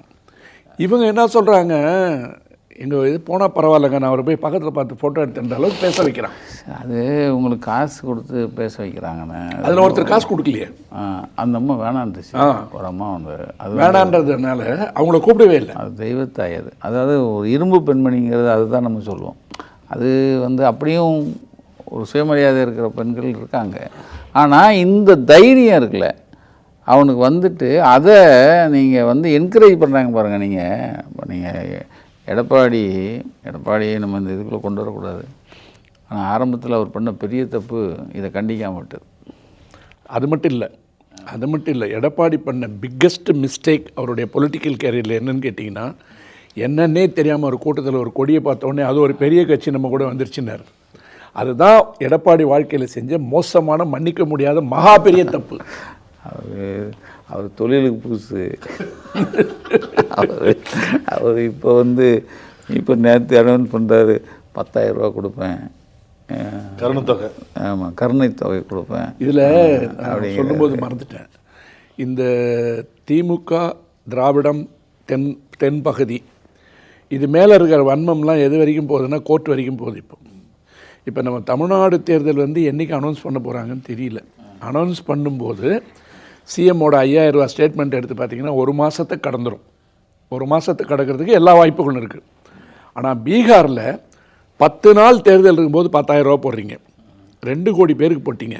தர்பங்கான்ற ஒரு டிஸ்ட்ரிக்டில் பெண்களுக்கு பதிலாக ஆண்களுக்கு போயிடுச்சு பணம், ஆண்கள் பேருக்கு போயிடுச்சு, இந்த 10,000 ரூபா போயிடுச்சு. இவங்க என்ன பண்ணாங்க, அங்கே ஸ்டேட்டில் ஒரு ஸ்கீம் இருக்குது இந்த மாதிரி உதவி கொடுக்குறது. அதை ஆடிட் பண்ணும்போது பார்த்திங்கன்னா இந்த 10,000 ரூபா கொஞ்சம் பேர் ஆண்களுக்கு போயிடுச்சு. அவனை கூப்பிட்டு ரெக்கவரிக்கு நோட்டீஸ் அனுப்புகிறான். ரெக்கவரிக்கு நோட்டீஸ் அனுப்பிச்சு 10,000 ரூபா தவறுதலாக வந்துருச்சு, அது பெண்களுக்கு போக வேண்டிய திட்டம்னு சொன்ன உடனே பணத்தை வாங்கினேன். இப்போ ஒரு அந்த சதுர்மாதி விரதமே ஏதோ ஒன்று பண்ணுவாங்க, அது கொஞ்சம் செலவு பண்ணிட்டேன், கொஞ்சம் கோழி ஆடுலாம் வாங்கிட்டேன், என்கிட்ட பணம் இல்லை, நான் திருப்பி தரணுன்னா நான் போட்ட ஓட்டை திருப்பி கொடுக்கணும்னு கேட்டான். பீகாரில் கேட்டாங்க, பேப்பரில் வந்தது, எங்கள் சங்கி குரூப்பு மறைச்சிருச்சு அதெல்லாம். இந்த 10,000 ரூபா போடும்போதெல்லாம் தூங்கிக்கிட்டு இந்த சுப்ரீம் கோர்ட்டு எலக்ட்ரிசிட்டியில் வந்து ஏன் ஃப்ரீ சப்ளை கொடுக்குறீங்கன்றதை எதிர்த்து கோர்ட்டுக்கு போனால் தமிழ்நாடு அரசாங்கம் ஏன் ஃப்ரீயாக கொடுக்குதுன்னு கேட்குறாங்க. நான் பல நிகழ்ச்சியில் சொல்லியிருக்கேன், பாரதிய ஜனதா ஆள்ற எல்லா மாநிலத்தில் இருக்கிற தேர்தல் அறிக்கை எடுத்திங்கன்னா நம்ம சிஎம் போட்டிருக்கிற எல்லா ஸ்கீம் இருக்குது பாருங்கள், அதனுடைய கட் அண்ட் பேஸ்ட் வெர்ஷன். ஆமாம், இப்போ இந்த 14 வயசுக்கு அந்த தமிழக அரசினுடைய திட்டம், அந்த திட்டத்தை வந்து இனிமேல் தான் மத்திய அரசு எடுக்க போகிறாங்க. HPV. ஆமாம், பூரா கட் அண்ட் பேஸ்ட்டு காப்பி. மகாராஷ்டிராலே அதுக்கு பேர் வந்து ஏதோ ஒரு நாரி ஏதோ ஒரு திட்டம்னு ஒன்று இருக்குது பெண்களுக்கானது, அங்கேயும் பிஜேபி தான் ரூல் பண்ணுது. இங்கே இருக்கிறது எல்லாமே நீங்கள் சைக்கிள் கொடுக்கறதுலேருந்து லேப்டாப் கொடுக்கறதுலேருந்து எல்லாத்தையும் கொடுத்துட்டு நம்ம 56 இன்ச்சு மட்டும் வந்தோன்னா சார் ரெவடி கல்ச்சர்பார். அந்த ரெவடி கல்ச்சர்ன்றது என்னன்னு கேட்டிங்கன்னா, நம்ம கடல மிட்டாய் இருக்குல்ல கோயில்பட்டி, அந்த மாதிரி கடல மிட்டாயை கொடுத்து ஏமாத்துறதுன்னு வட இந்தியாவில் ஒரு சின்ன சொல்லவட ரெவடி கல்ச்சர். இல்லை அது ரெவடி கல்ச்சர்னா கடல மிட்டாயை கொடுத்து ஏமாத்துறது. நம்மெல்லாம் கடல மிட்டாய் கொடுத்து ஏமாத்துறோமா, இவர் அதே ரவுண்டாக போட்டு விற்பாராம். என்ன செய்யுதுன்னு கேட்டால் பகோடா விற்று போயிடுச்சிங்க. இல்லை, நீங்கள் இப்போ சொன்னீங்கள்ல, இவ்வளோ விஷயங்கள் செஞ்சிட்ருக்கிற ஒரு முதல்வர், இவ்வளோ விஷயங்களை கொண்டு நீங்கள் தமிழ்நாடு நம்ம வந்து ஒரு சரியான ஒரு இடத்துக்கு கொண்டு போயிட்டுருக்கிற ஒரு முதல்வர், ஒருத்தன் சம்மந்தமே இல்லாமல் எதை பற்றியும் யாருக்கும் எந்த பயனும் சொல்லாமல் ஒருத்தன் சிஎம் சார் எனக்கும் உனக்கு தான் சொல்லிகிட்டு இருக்கானா. இந்த புது பணக்காரங்க ஊரில் வந்தவொடனே என்ன பண்ணுவான்னு கேட்டிங்கன்னா, அந்த பழைய பணக்காரங்க வீடு இருக்கும், அவன் மாட்டுக்கு 7 வீட்டில் உட்காந்துருப்பான். அதே மாதிரி செருப்பு, சட்டை, சைக்கிள் இல்லை மோட்டர் பைக் எல்லாம் வாங்கிப்பான். வாங்கிட்டு அந்த தெருவிலேயே குறுக்கை நடிக்கும் ஒரு 10 வாட்டி போவான். ஆமாம் ஆமாம். அந்த சாயந்தரம் அவர் உட்காந்து கையை மோதிரம் போட்டு மோதிரம் போட்டு, இல்லைன்னா ஏதாவது ஒரு கல்யாணத்தில் போயிட்டு என்ன பண்ணோம், இவனே ஒரு சேர் எடுத்து அவங்க முன்னாடி போட்டுட்டு வேணே காலாட்டுவான். இதுதான் தம்பி விஜய் பண்ணிட்டு இருக்காப்புல. நானும் வந்துட்டேன், புது பணக்காரன் வந்திருக்கேன், என்ன பாருங்க. இந்த புல்லுக்கட்டு கதைக்கு, இந்த புல்லுக்கட்டை அவர் ரொம்ப அந்த இதை பார்த்தீங்கன்னா அப்படியே ஒரு ஆக்ஷனோட அந்த பையன் சொல்கிறது, சின்ன பையனா அப்படி கெத்தா அவன் வார்த்தையில் சொல்லிவிட்டு அப்படி புல்லுக்கட்டை காமிக்கிறது. அதை நான் முதலே சொல்ல விட்டேன். இந்த பாக்கியராஜ் படத்தில் ஒரு கால் அப்படி திமிரிட்டு பஸ் ஸ்டாண்டு அப்படியே திமிரிட்டு வரும், எல்லோரும் பயந்து ஓடுவான். பாக்கியராஜ் அப்படியே பார்த்துட்டு போவார். போனவுடனே ஒரு பசுமாடை கூப்பிட்டு வருவார். அந்த காலை பசுமாடை பார்த்த உடனே அப்படியே அடங்கிடும். அப்படி ஒரு விமர்சனம் இருக்குது. அது மாதிரி இவன் வந்து அதோட அந்த படம் தான் ஞாபகம். ஆனால் எவ்வளோ கேவலமான உதாரணம். ஆனால் ஜல்லிக்கட்டை வீர விளையாட்டான் இன்றைக்கி வந்து அவன் எத்தனையோ பேர் சுப்ரீம் கோர்ட்டு போயும் அது முனமொழிக்கு போய் இன்னைக்கு வந்து வீர விளையாட்டா எல்லாரும் தோத்து போச்சுன்னா நேசிக்கிறாங்க, தற்கொலை பண்ணிக்கிற அளவுக்குலாம் ஆள் இருக்காங்க. அதை வந்து ஒருத்தன் இவ்வளவு கேவலமாக ஒருத்தன் அது இல்லை, 2 புல்லுக்கட்டை, ஏன்னா கொஞ்சமாக அறிவு வேணாமா, ஒரு பேண்ட்டு பையில எப்பறம் இத்தனை புல்லுக்கட்டை வைக்க சொன்னாரா? உங்கள்கிட்ட வந்து சொன்னாரா? அது எனக்கு அறிவு இருக்குன்னு சொன்னாரான்னு கேட்டேன். ஓ அது எழுதி கொடுத்து உட்காந்துருக்கான், இல்லை இல்லை தருமி மேலே படிச்சுக்கிட்டு இருக்கு. ஆமாம், அதை விட ஒரு இது வேணாமா, ஜல்லிக்கட்டு அடக்கிறது தானே வீரம். முன்னாடி இந்த கேசட்டு வெளியீட்டு விழாலெல்லாம் பார்த்தீங்கன்னா இதே மாதிரி கதை சொல்லி அப்படி மைக் இருக்கும், அப்படி போய் ஒரு ரவுண்டு அப்படி போயிட்டு வருவான் தெரியுமா. ஊருக்கெல்லாம் அந்த காட்டுக்குள்ளே புலி காக்கா குருவி கதையெல்லாம் சொல்லும்போது அப்படி சுற்றிட்டு வருவான். இது எல்லாமே இப்போ தான் தெரியுது, அவன் எழுதி வச்சு அதன்படி தான் நடக்கிறான் அப்படிங்கிறத. இயற்கைன்னு ஒரு விஷயத்தை உங்களை நீங்கள் வேஷமே போட்டுட்டு இருந்தீங்கன்னா அது ஒரு நாளைக்கு உங்களை எக்ஸ்போஸ் பண்ணும். இப்போ இந்த கூட்டம் இருக்குல்ல, சாயந்தர நேரத்து சங்கி கூட்டம், பாவமாக இருக்கார் ஸ்டாலின்னு பார்த்தா. அவரால் நடக்கவே முடியல, எழுதி வச்சது தான். இந்த வேகனை நான் இது வரைக்கும் எந்த சிஎம்டையும் பார்க்கலண்ணே. அதான் எழுதி வச்சது தான் படிக்கிறாரு. அப்படின்னா படிச்சுட்டே இருக்கும்போது மைக் கொஞ்சம் ஆஃப் ஆகிடுச்சு, பிரைம் மினிஸ்டரே நின்ட்டார் ஒரு இடத்துல டெலிப்ராம்டர் இல்லாமல். இவர் படிக்காமல் வந்து ஒரு வசனம் கூட பேசுறதில்லை. ஆனால் இவர் கூப்பிட்றது பார்த்தீங்கன்னா பவள விழா பாப்பா. யார்? இந்த பொடி டப்பா இருக்கு, இது வந்து பவள விழா. எதுக்கு சொல்கிறேன்னு கேட்டிங்கன்னா, நாம் யாரை பற்றி பேசுகிறோம், எதுக்காக பேசுகிறோம். அவர் வந்து மக்களால் தேர்ந்தெடுக்கப்பட்ட ஒரு பதவியில் இருக்கார். தனிப்பட்ட முறையில் அரசியல் எதிரியாக மாறுறது கூட தப்பு இல்லை, நான் வரவேற்கிறேன். ஆனால் பேசும்போதே அங்கிள்னு கூப்பிட்றது, கெத்துங்கிறது, காண்டுங்கிறது, நீ ஒரு நல்ல மொழியே உனக்கு வரல, நீ எப்படி ஒரு நல்ல தலைவனாக வர முடியும்? அவன் அரசியலே இல்லைண்ணே, அவன்கிட்ட அரசியலே கிடையாது. அவனுக்கு நேற்று அரசியலும் தெரியாது, முந்தா நாள் அரசியலும் தெரியாது, ஏதோ சொல்லித்தராங்க. அவன் வந்து அவனுக்கு ரொம்ப பாதித்தது எங்கண்ணே, இந்த கொடநாடு தானே. அந்த அம்மா 8வது கேட்டில் நிற்க வச்சுல அப்பனையும் மகனையும், இந்த இடத்துக்கு நம்ம வந்துடணும். அதே மாதிரி போயஸ் காலனியும் வெளியே நிற்க வச்சுட்டாங்கண்ணே. எடப்பாடியே நிற்க வச்சார். ஆமாம், இது வந்துண்ணே அவனை பாதிச்சிருச்சு. ஆனால் விஜய் வந்து ஒரு வேலை பாதிச்சிருச்சுன்னு ஒன்று ஒரு கேள்விண்ணே. இப்போ அவர் மேடையில் பேசினார்ல, ஏன் பழி வாங்குறீங்கன்னு கேட்டார்ல சிஎம், நண்பர்னு சொல்லிவிட்டு போய் ஒரு நண்பர். இப்போ ஒருவேளை இந்த அளவுக்கு வந்து அவர் பேசுகிறதுக்கு இந்த சிபிஐயில் ஒரு கும்பாங்குத்து ஏதோ குத்திருப்பாங்களா? இருக்கலாண்ணே, 2 நாள் இங்கே வந்து அடி வாங்கிட்டு வெளியே தெரியாமல் நடிக்கிறதுக்கு பாருங்கண்ணே, உள்ளே குத்திருப்பாங்கண்ணே. உள்ளே வந்து ஏன்னா அந்த கேஸை பொறுத்தளவில் இங்கேயே வடிவேல் சொல்லாப்ல, இவன் ரொம்ப நல்லவேன்னு சொல்லி மறுபடியும் அடித்தாங்கன்ட்டு. அந்த மாதிரி என்னன்னு கேட்டிங்கன்னா, நான் கரூருக்கு நினச்ச நேரத்துக்கு தான் போவேன். இல்லை அப்படிலாம் போனாலே முதல் நாளே போய் ரூமை போட்டு தங்கி 5 நிமிஷம் முன்னாடி அட்டன் பண்ணி, விசாரணைக்கு முன் விசாரணைக்கு பின், அதனால் கரூருக்கு முன் கரூருக்கு பின் எல்லாமே நீங்கள் பார்த்தீங்கன்னா ஒரு தனிநபர் தாக்குன்றது வந்து ஒரு பண்பாடே இல்லை. அதை நான் என்ன சொல்கிறேன், அவங்க அப்பாவே அழுதுட்டு உட்காந்துருக்காரு ஒரு ஓரமாக, மரியாதை இல்லைன்னு. அவர்கிட்ட போய் நீங்கள் கலைஞர்கிட்ட பழகினீங்க, கலைஞரை வச்சு படம் எடுத்திருக்கீங்க, உங்களெல்லாம் கலைஞர் எப்படி நடத்தினான்னு கேட்டு அந்த அப்பா சொல்கிறதை கேட்டிருந்தா கூட ஒரு 10% புத்தி கிடையாது. ஏன்னா அவங்க அப்பா அம்மாவையே என் படத்தை பயன்படுத்தக்கூடாதுன்னு இருந்தாலும் நோட்டீஸ் அனுப்புனானே. ராம்தாஸ் சொல்கிற மாதிரி ஆமாம், ராமதாஸாவது காரணம் இருக்குண்ணே. ஏன்னா அவர் வந்து உழைச்சவர்ண்ணே. அவன் உழைக்காமல் வந்து மருத்துவரை அவன் வந்து காலி பண்ணிட்டு வரணும்னா இதே காரணம் தான். விஜய்க்கு என்ன காரணமோ அதே காரணம் தான். அங்கே ஒரு சிபிஐ பெண்டிங் இருக்குது, பேச முடியாத அளவுக்கு அங்கே ஒன்று இருக்குது. இவனை பொறுத்தளவில் நீங்கள் சொன்னது தான், சிபிஐயில் அந்த கேஸை பொறுத்தளவுடனே பனையூருக்கு போய் 2 பேர் போய் விசாரிந்துருக்கலாம். அவங்க டெல்லி கூப்பிடணுங்கிற அவசியமே இல்லை.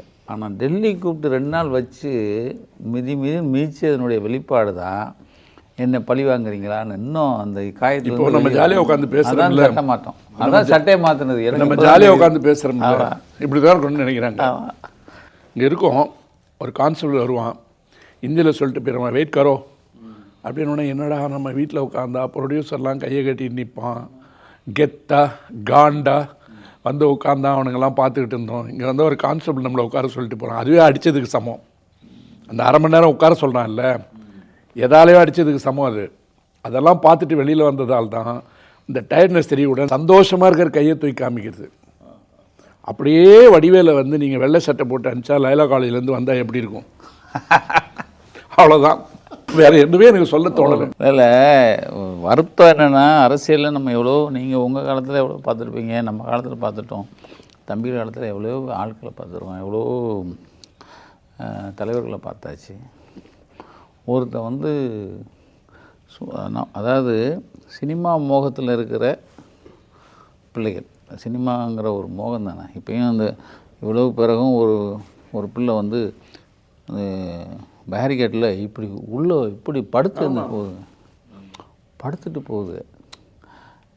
ரொம்ப வருத்தமாக தான் இருக்குது, என்ன பண்ணுறது அப்படின்னு. அப்போ இப்போயும் நான் வந்து வீட்டில் 2 பிள்ளைகளை நான் வீட்டில் வச்சுட்டு நான் அவரை பார்த்துட்டு செத்தா கூட பரவாயில்ல அப்படின்னு சொல்லி ஒரு பிள்ளை சொல்லுது. இது வந்து தமிழ்நாட்டுக்கு தலைக்குனிவு தான். ஏன்னா இந்தியாவிலேயே தமிழ்நாட்டில் தான் படித்தவன் அதிகம் இருக்கான்னு நம்ம தான் மாறுதட்டோம். அதனால தான் கரூர் செய்தி உலகம் பூரா பேப்பரில் வந்தது. அது நமக்கு வைக்கப்படுற ஒரு விஷயந்தான். என்ன வந்து இல்லை, நான் அது பொறுப்பேற்கிறேன்னு சொல்லியிருந்தால் நம்ம அதை பேசியிருக்கவே மாட்டோம். ஒரே வார்த்தை, நான் பொறுப்பேற்றுக்கிறேன் அப்படின்னா, இந்த பொறுப்பேற்றுக்க கூட ஏற்றுக்க வேணாம். தெரிந்தோ தெரியாமலோ அப்படி ஒரு தவறு நடந்து விட்டது, நான் மனம் வருந்துகிறேன். இறந்தவர்களுக்காக வந்து நான் 2 சொட்டு கண்ணீர் உடனே அந்த இடத்துல நின்றுந்தா ஒரு மனுஷனாக நின்றுக்கலாம். இன்றைக்கும் இல்லையாண்ணே, இன்றைக்கும் இல்லை. அதை விட அந்த ஃபேமிலியை வர வச்சு அவங்கள வந்து பொதுவாக நம்ம தமிழில் சொல்லுவாங்க, இந்த புறமுதுகிட்டு ஓடினான்னு. அது அந்த திருச்சி ஏர்போர்ட்டில் ஓடினதை மட்டும் ஒரு 100 வாட்டி காமிச்சா பசங்களுக்கு அதனுடைய அர்த்தம் என்னன்னு தெரியும். அந்த அளவுக்கு அந்த பழைய காலத்தில் ஏதோ சொல்லுவாங்க, அந்த வார்த்தைக்கு அர்த்தம் தெரியலங்கிறல்ல. தமிழ் ஆசிரியர்கிட்ட சொல்லணும், புறமுதுகிட்டு ஓடினார். இந்த காட்சியை பாருங்கள், திருச்சியில் ஒருத்தர் ஓடிட்டு இருக்காரு பாருங்க. நல்ல வார்த்தை. வாழ்க்கையில் நம்ம காலத்தில் அது பார்க்கல புறமுது. ஏன்னா அந்த காலத்தில் அரசங்க தான் ஓடினான்பான். வடிவேல் படம், அந்த இது என்ன படம், இம்சை அரசன், அதில் வெள்ளைக்கொடி காட்டி போவான். அதுக்கு அடுத்து படத்தில் பார்த்தோம், அதுக்கப்புறம் புறமுது ஓடிட்டு நிஜ வாழ்க்கையில் பார்த்தது இவன் ஒருத்தன் தான். அதை நான் நிகழ்ச்சியில் ஏற்கனவே பதிவு பண்ணியிருக்கேன். பயணம்னு ஒரு படம் இருக்குது, நாகார்ஜுனா படம். அவன் பயணம் சினிமா ஹீரோ உட்காந்துருப்பான், விமானத்தை கடத்திட்டு போயிடுவாங்க. ஆமாம், அது காந்தகார மையப்படுத்தி எடுத்துனது நான் தான் சென்சார் பண்ணேன். அதில் வந்து ஹீரோ உட்காந்துருக்கும் போது பக்கத்தில் சாம் சிஎஸ்ன்னு நினைக்கிறேன் காமெடியன் உட்காந்துருப்பாப்புல. பிருத்திவிராஜ் தான் ஹீரோ. அவன் கடத்தி உட்கார வச்சுருப்பாங்க. கீழே ஒரு எலி ஓடும், கத்துவான். பக்கத்தில் இப்படி சொல்லுவான், நீ எல்லாம் ஹீரோ, நீ ஒரு 100 பேர்த்த அடித்தது நாங்களாம் பார்த்து உன்னெல்லாம் பார்த்துருக்கேன், இங்கே பாரு என்ன கற்றுக்கத்துறப்பா. அந்த காட்சி வந்து தம்பிக்கு அப்படியே பொருந்தும். ஆமாம்ல, பயணத்தில் ஒருத்தர் நல்லா அடிப்பான். அந்த பிருத்திவிராஜ் தானே? ஆமாம், நீங்கள் அந்த பிருத்திவிராஜை தான் வேலூரில் முந்தின நாள் பார்த்த மக்கள். அவ்வளோதான் அந்த பிருத்திவிராஜ். ஆமாம், ஐடி விட்டிங்கன்னா அழுவேன், படம் ரிலீஸ் ஆகணும்னா கை கட்டிட்டு அப்பா கூட போயிடுவேன். மோடி பேரை சொல்ல சிபிஐன்னு கூப்பிட்டா நாளே போய் ரூம் போட்டுருவேன். என்ன ரூம் போட்டு பதிலெல்லாம் தயார் பண்ணிட்டு போவேன். ஆனால் இங்கே வந்த உடனே சொல்லிக் கொடுத்த மாதிரி சிஎம் சாருக்காக வந்து நான் சொன்னது தான், புது பணக்காரன் வீட்டுக்கு முன்னாடி புது பணக்காரன் வந்து பழைய பணக்காரன் வீட்டுக்கு முன்னாடி குறுக்கு நெடுக்க நடக்கிறது. எவ்வளோ நகைச்சுவையாக நம்ம பேசினாலும் சரி, நம்ம சீரியஸாக சிந்திக்க வேண்டிய விஷயம் என்னன்னு கேட்டிங்கன்னா, நீங்கள் வந்து நக்கீரன் வந்து ஒரு பல போராட்டத்தை எடுத்திருக்கீங்க. அடக்குமுறை ஆயுதமாக வச்சுக்கிட்டு ஆனானப்பட்ட சங்கராச்சாரியாருக்கு தண்ணி காமிச்சவங்களாக கூட பார்த்துட்டு வந்துட்டீங்க. எவ்வளோ வழக்கு போட முடியுமோ எல்லாத்தையும் பார்த்தாச்சு. ஒரு சமூக கடமை வந்து ஒரு பத்திரிகையாளனுக்கு உண்டு. அதுதானே அந்த சமூக கடமை வந்து பத்திரிகையாளனுக்கு சிரித்து சொன்னாலும் சரி, சீற்றமாக சொன்னாலும் சரி, அறச்சீற்றத்தோடு சொன்னாலும் சரி, கோபத்தோடு சொன்னாலும் சரி, நம்ம சொல்கிற செய்தியில் இருக்க பின்னணி என்னன்னு பார்க்கணும். ஏதோ தனிப்பட்ட முறையில் வந்து இவரை தாக்குறாங்க, அது இல்லை. அந்த சமூக கோபம் என்னன்னு கேட்டிங்கன்னா, பணத்து மேலே நடந்து வந்து கூட உனக்கு புத்தி வர மாட்டேங்குது. இப்போ நீங்கள் சொன்னீங்களே சமூக அக்கறை இருக்கிறனால தான் நீங்கள் வந்து இவனை வளர விடக்கூடாது. ஏன்னா அதனால எந்த அடையாளமும் இல்லாமல் 5 வருஷமாக ஏன் பேசிட்டு உட்காந்துருக்கேன். சமூக விரோதியை மன்னிச்சிருந்தானே, சமூக விரோதியை விடக்கூடாது. அவனை கூட கொஞ்சம் சமூக விரோதியாக பண்ணலாம். சமூக விரோதிகளை உருவாக்குறான் பாருங்கண்ணே, அவனை நீங்கள் வந்து விட்டீங்கன்னா எதிர்காலம் முக்கியமான செய்தி. அதான் முக்கியமான செய்தி. இந்த வீலிங் பசங்களை வந்து அதிகமாக உருவாக்கிட்டே இருக்க, எந்த விதமான நடைமுறையும் பின்பற்றாத, விதிகளுக்கு அப்பாற்பட்டவன், சட்டம் கிடையாது. அந்த வீட்டில் அவன் எப்படி நடந்துக்குவான்? இவனை மாதிரி அப்பா அம்மாவை மதிக்காத ஒரு பிள்ளை, ரைட்டா? நீங்கள் அவன் குடும்பம்னு ஒன்றும் இல்லை, பிள்ளை இல்லை, இது இல்லை. அப்போ தன் தலைவலியோ, நான் பர்சனலாக பேசுகிறேன்னு சொல்ல வரல, ஆனால் நீ யாரை உருவாக்குற, எங்கே இருக்காங்கன்னு கூட தெரியல. யாரை உருவாக்குற நீ எதை பற்றியும் கவலைப்படாத, சாவை பற்றி கவலைப்படாத, பணத்தை பற்றி கவலைப்படாத, அது மேலே மிதித்து ஏறி போய்கிட்டே இரு. அப்படின்னா மெக்சிகோவில் இந்த போதைப் பொருள்லாம் விற்கிற தலைவன் ஒருத்தனை நேற்று சுட்டாங்களே. அந்த ஊரில் பெரிய கலவரம் நடந்துட்டு இருக்கு. யாரை கொண்டுட்டாங்கன்னு, போதைப்பொருள் மருந்து கடத்தல் தலைவனை கொண்டுட்டாங்கன்னு சொல்லிட்டு பெரிய கலவரம் நடக்குது. இதுக்கு முன்னாடி வந்து பாப்லோ எஸ்கோபார்னு சொல்லிட்டு வேற ஒரு நாட்டில் இருந்தாப்புல, அவனை பிடிச்சப்பையும் அப்படி தான் நடந்தது. இந்த மாதிரி ஒரு கும்பல் தான் இந்த கும்பலாக போயிருமோன்னு ஒரு பயம் இருக்குது எனக்கு. அதுக்கு இணையானவன் தானே இருந்தாலே. அதான் சொல்கிறேன், சட்டவிரோதமான. நீங்கள் போதை ஒரு தன்னை நம்பி வந்த அந்த கூட்டை அதை வந்து போதை ஏற்றி, போதைன்னா நான் சொல்கிறது அதிகார போதை, அதிகார போதை ஏற்றி எவனுக்கும் அஞ்சாத, யாரை பற்றியும் கவலைப்படாத, ஆனால் நீ ஓட்டு போடு, உன் வீட்டில் இருக்கணும் ஓட்டு போடப்படு. இது வந்து என்ன, எதை கொண்டு போய் எங்கே கொண்டு போய் நிறுத்தும்? ஒருத்தன் சொல்கிறான், நீங்கள் பாருங்கண்ணே, அவர் அதிகமாக ஓட்டை வாங்கி பாருங்கள், காமிப்பார். ஒன்றே ஒன்று இருக்குது, சொல்கிறான். தமிழ்நாட்டு மக்கள் வந்து புத்திசாலி. எப்பவும் போல் மோடிக்கு வந்து எந்த அல்வாவை பேக் பண்ணுறாங்களோ அந்த அல்வாவை கொஞ்சம் மிக்சரோட விஜய்க்கும் பேக் பண்ணிட்டாங்கன்னு வச்சிங்களேன், கதை முடிஞ்சுது. தேர்தல் முடிஞ்சு திமுக ஆட்சிக்கு வருமானால், திமுக செய்தோ இல்லையோ, சென்ட்ரலில் இருக்காங்கல்ல, பதம் பார்த்துருவாங்க. உன்னை நம்பி என்னடா எவ்வளோ செலவு பண்ணி ஒன்று ஆட விட்டோம், பாட விட்டோம், வசனம் பேச விட்டோம்னாலும் ஒன்றும் பண்ண முடியல, போடான்ட்டுவான். அப்படி சொல்கிறீங்களா? நடக்கும். அது அண்ணன் சொன்னதில் ஒரு நம்பிக்கை வருது எனக்கு. அதாவது விட்டுருக்கிற நோக்கம் வந்து எவ்வளோ ஓட்டை குறைக்கணுமோ குறைக்கின்றதுக்கு தான். எப்படி வேணாலும் குறைச்சிக்கிட்டுமே. திமுகவுக்குன்ற அவன் இப்படி மேடையில் ஏறி குறைக்கணும், இது குறையாதுன்னு அது அவன் இப்படி குறைஞ்சிக்கிட்டே இருக்கணும். அதனால தான் ஒட்டுமொத்த இந்தியாவே இப்போ என்ன பண்ணுறாங்கன்னு கேட்டிங்கன்னா, ஸ்டாலின் வந்து எங்கள் தேசிய அரசியலுக்கு வந்துடுவாரோன்ற பயத்தில் இந்த வேலையை வந்து தொடர்ந்து செய்வாங்க. அதை தடுக்கிறதுக்கு யாரெல்லாம் வச்சு தடுக்கிறாங்கன்னு பார்த்தீங்கன்னா, ஐபிஎஸ்ஸை வச்சு தடுக்கிறாங்க, சீமானை வச்சு தடுக்க பார்க்குறாங்க. ஐபிஎஸ் இல்லாமல் போயிட்டாங்கண்ணே. நம்ம ஐபிஎஸ் என்ன தெரியுமில்ல உங்களுக்கு, பூஜை ரூமே இல்லை போல இருக்குது. வீட்டில் ஷோரூம் பக்கத்தில் இது கப்போர்டு இருக்குல்ல, விஷயம் இருக்குல்ல, ஒரு கப்போர்டு இருக்குல்ல, கப்போர்டு பக்கத்தில் வந்து ஒரு தலானியை போட்டு அது மேலே வந்து 2 பூ பழத்தை வச்சு கப்போர்டில் வந்து ஒரு முருகர் படத்தை சாத்தி, தமிழ்நாட்டு மரபில் வந்து வீட்டுக்குன்னு ஒரு பூஜை ரூம் இருக்கும். அந்த பூஜை ரூமில் போனால் முருகனுக்கு முதல் இடம் இருக்கும். ஆமாம், அது கூட இல்லை போல இருக்கு அவர் வீட்டில். அப்படியா? இப்போ போட்டோ வந்திருக்கு. கப்போர்டு ஓரத்தில் ஒரு முருகர் படத்தை போட்டு, திருப்பரங்குன்றத்தில் வந்து தீபத்தூண்டில் தீபம் ஏற்றத்துக்கு வந்து எல்லாரும் உறுதிமொழி எடுப்போம், ஆகவே கந்தர் சஷ்டி கவசத்தை நீங்கள் சொல்லுங்கோ அப்படின்னு சொல்லிட்டு தனியாக பாடிக்கிட்டு இருக்கு தம்பி. தேவகவுடா இருக்கார்ல, எதுவாக இருந்தாலும் நாமக்கல் ஜோசியர் பார்த்து தான் செய்வார். அந்த நாமக்கல் ஜோசியர் சொல்லியுமே ஒரு குடும்பமே போக்சோ கேஸில் உள்ளே இருக்குது, பேரன் மகன் எல்லாமே. இப்போ என்ன சொல்ல வரீங்க? இப்போ அதனால் விஜய் பொறுத்தளவில் வந்து மாதிரி தனியாக பிணாத்துற பிணாத்திடுவாங்க. அதாவது ஐபிஎஸ் இப்போ நீங்கள் சொன்னீங்க அதே வார்த்தையை விஜயும் சொல்லியிருக்கிறாரு. நீங்கள் சொன்னீங்கல்ல, தமிழக மக்கள் புத்திசாலிகள், விவரமானவங்க, அவங்க வந்து எப்படி மோடிக்கு வந்து பொட்டலங்கண்ணி தேவையில்லைன்னு அனுப்பிட்டாங்களோ அப்படின்னு சொன்னீங்களா, அதுபோல் இவருக்கு அனுப்புவாங்கன்னு சொல்கிறீங்க. அதே வார்த்தையை விஜய் சொல்கிறாரு, தமிழக மக்கள் புத்திசாலிகள், ஸ்டாலின் சொல்கிறத நம்ப மாட்டாங்க மக்கள். என்ன பண்ணுங்கண்ணே, ஊரில் இன்னொரு பழமொழி சொல்லுவாங்களே, கழுத குதிரை ஆகாது, காரியாபட்டி மதுரை ஆகாதுமா நம்ம ஊர்களில். அது மாதிரி நீ என்ன சொல்லு, ஸ்டாலின் சார்னு சொல்லு, காளிமுத்து சொன்ன மாதிரி புரியுற மாதிரி சொன்னா கருவாடு மீனாகாது, கறந்த பால் மடி புகாது. போகாது. ஆனால் நீங்கள் ஒரு சொச்ச ஓட்டு கூட வாங்கிடக்கூடாதுங்கிறதுல அது, ஏன்னா அது வாங்க அந்த மாதிரி ஒருத்தன் தலையெடுத்துட்டான்னு வச்சுங்களேன், எதிர்காலம் வந்து நம்மளை மன்னிக்காதுண்ணே. நம்மளை, அதாவது இந்த சோசியல், இந்த சமூகத்துக்காக சமூகம் நல்லா இருக்கணும்னு பாடுபடுற யாரையுமே எதிர்காலம் மன்னிக்காது. என்னடா பண்ணீங்கன்னு நம்மளை கேட்கும். அப்படி கேள்வி கேட்டுக்கூடாததுக்காக தான் எவ்வளோ எதிர்ப்புகள் வந்தாலும் பரவாயில்ல அப்படின்னு பேசுகிறோம். ஆனால் இதை மீறி வந்து மக்கள் வந்து நிரூபிச்சிட்டாங்கன்னு சொன்னால் அதுதான் தமிழ்நாட்டுக்கு கிடைத்த மிகப்பெரிய வெற்றி. தமிழ்நாடு எப்போதும் வந்து ஒரு தனித்தீவு மாதிரி தெரிஞ்சாலும் தலைமை ஏற்பதற்குண்டான எல்லா தகுதிகளையும் பெற்றிருக்கிற மாநிலம் தமிழகன்றது வந்து அன்றைக்கி தான் உண்மையாக உணரப்படும் இந்தியாவில். நிச்சயமாக. அதாவது நான் மறுபடியும் ஏன்னா நக்கீரனையாக இதை வந்து வலுவாக எதுக்குறோம் அப்படின்னா, நாம் வந்து கட்சிக்காரன் கிடையாது. ஆனால் தீமை ஒன்று வளர விட்டுறக்கூடாதுங்கிறதுல தெளிவாக இருக்கும். அது ஒரு தீமை. இது வந்து சமூக கடமைன்னு. ஆமாம், தீமை. ஒரு 41 கொலைகளை பண்ணிவிட்டு அதை வந்து எந்தவித ஒரு சின்ன ஒரு குற்ற உணர்ச்சி குறுகுறுப்பும் இல்லைன்னா நமக்கு அந்த குறுகுறுப்பே இல்லாமல் அவங்கள அந்த பாதிக்கப்பட்டவங்களையும் காலில் வந்து விழ வச்சு காசுங்கிற ஒரு மமதை இருக்கிறதுனால அதையும் பண்ணிவிட்டு அதுக்கப்புறமும் எந்த வித குறுகுறுப்பும் இல்லாமல் என் மேலே பழி போடுறீங்களாங்கிறது இருக்குல்ல. நீங்கள் வந்து அதுதான் ரொம்ப கடுமையான பொய். என்னன்னு கேட்டீங்கன்னா பச்சை பொய். அது ஒன்று, அந்த பழி போடுறீங்கடான்னு சொன்னதுனால தான் நம்ம உட்காந்து பேச வேண்டியதாகி போச்சு.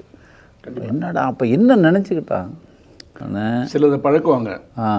100 பேர் இருந்தாலும் அவுத்து விட்டது யாருக்கு சொன்னாங்களோ அங்கே மட்டும் போய் கடிச்சிட்டு வரும். அது மாதிரி எனக்கு இந்த ஜல்லிக்கட்டு புல் சொன்னது இருக்குல்லண்ணே, அது நான் தூங்கவே இல்லை. என்னடா ஒருத்தன் ஒரு புல்லுக்கட்டை கொடுத்து ஜல்லி மாடை வந்து அவன் கேவலப்படுத்தி விட்டானே. அவன் வந்து மாட்டை பற்றியும் தெரியல, மனுஷனை பற்றியும் தெரியல. ஆமாம். அப்போ அது அந்த பிள்ளை ஜூலி சொன்னது ரொம்ப நல்லா சொல்லிச்சு.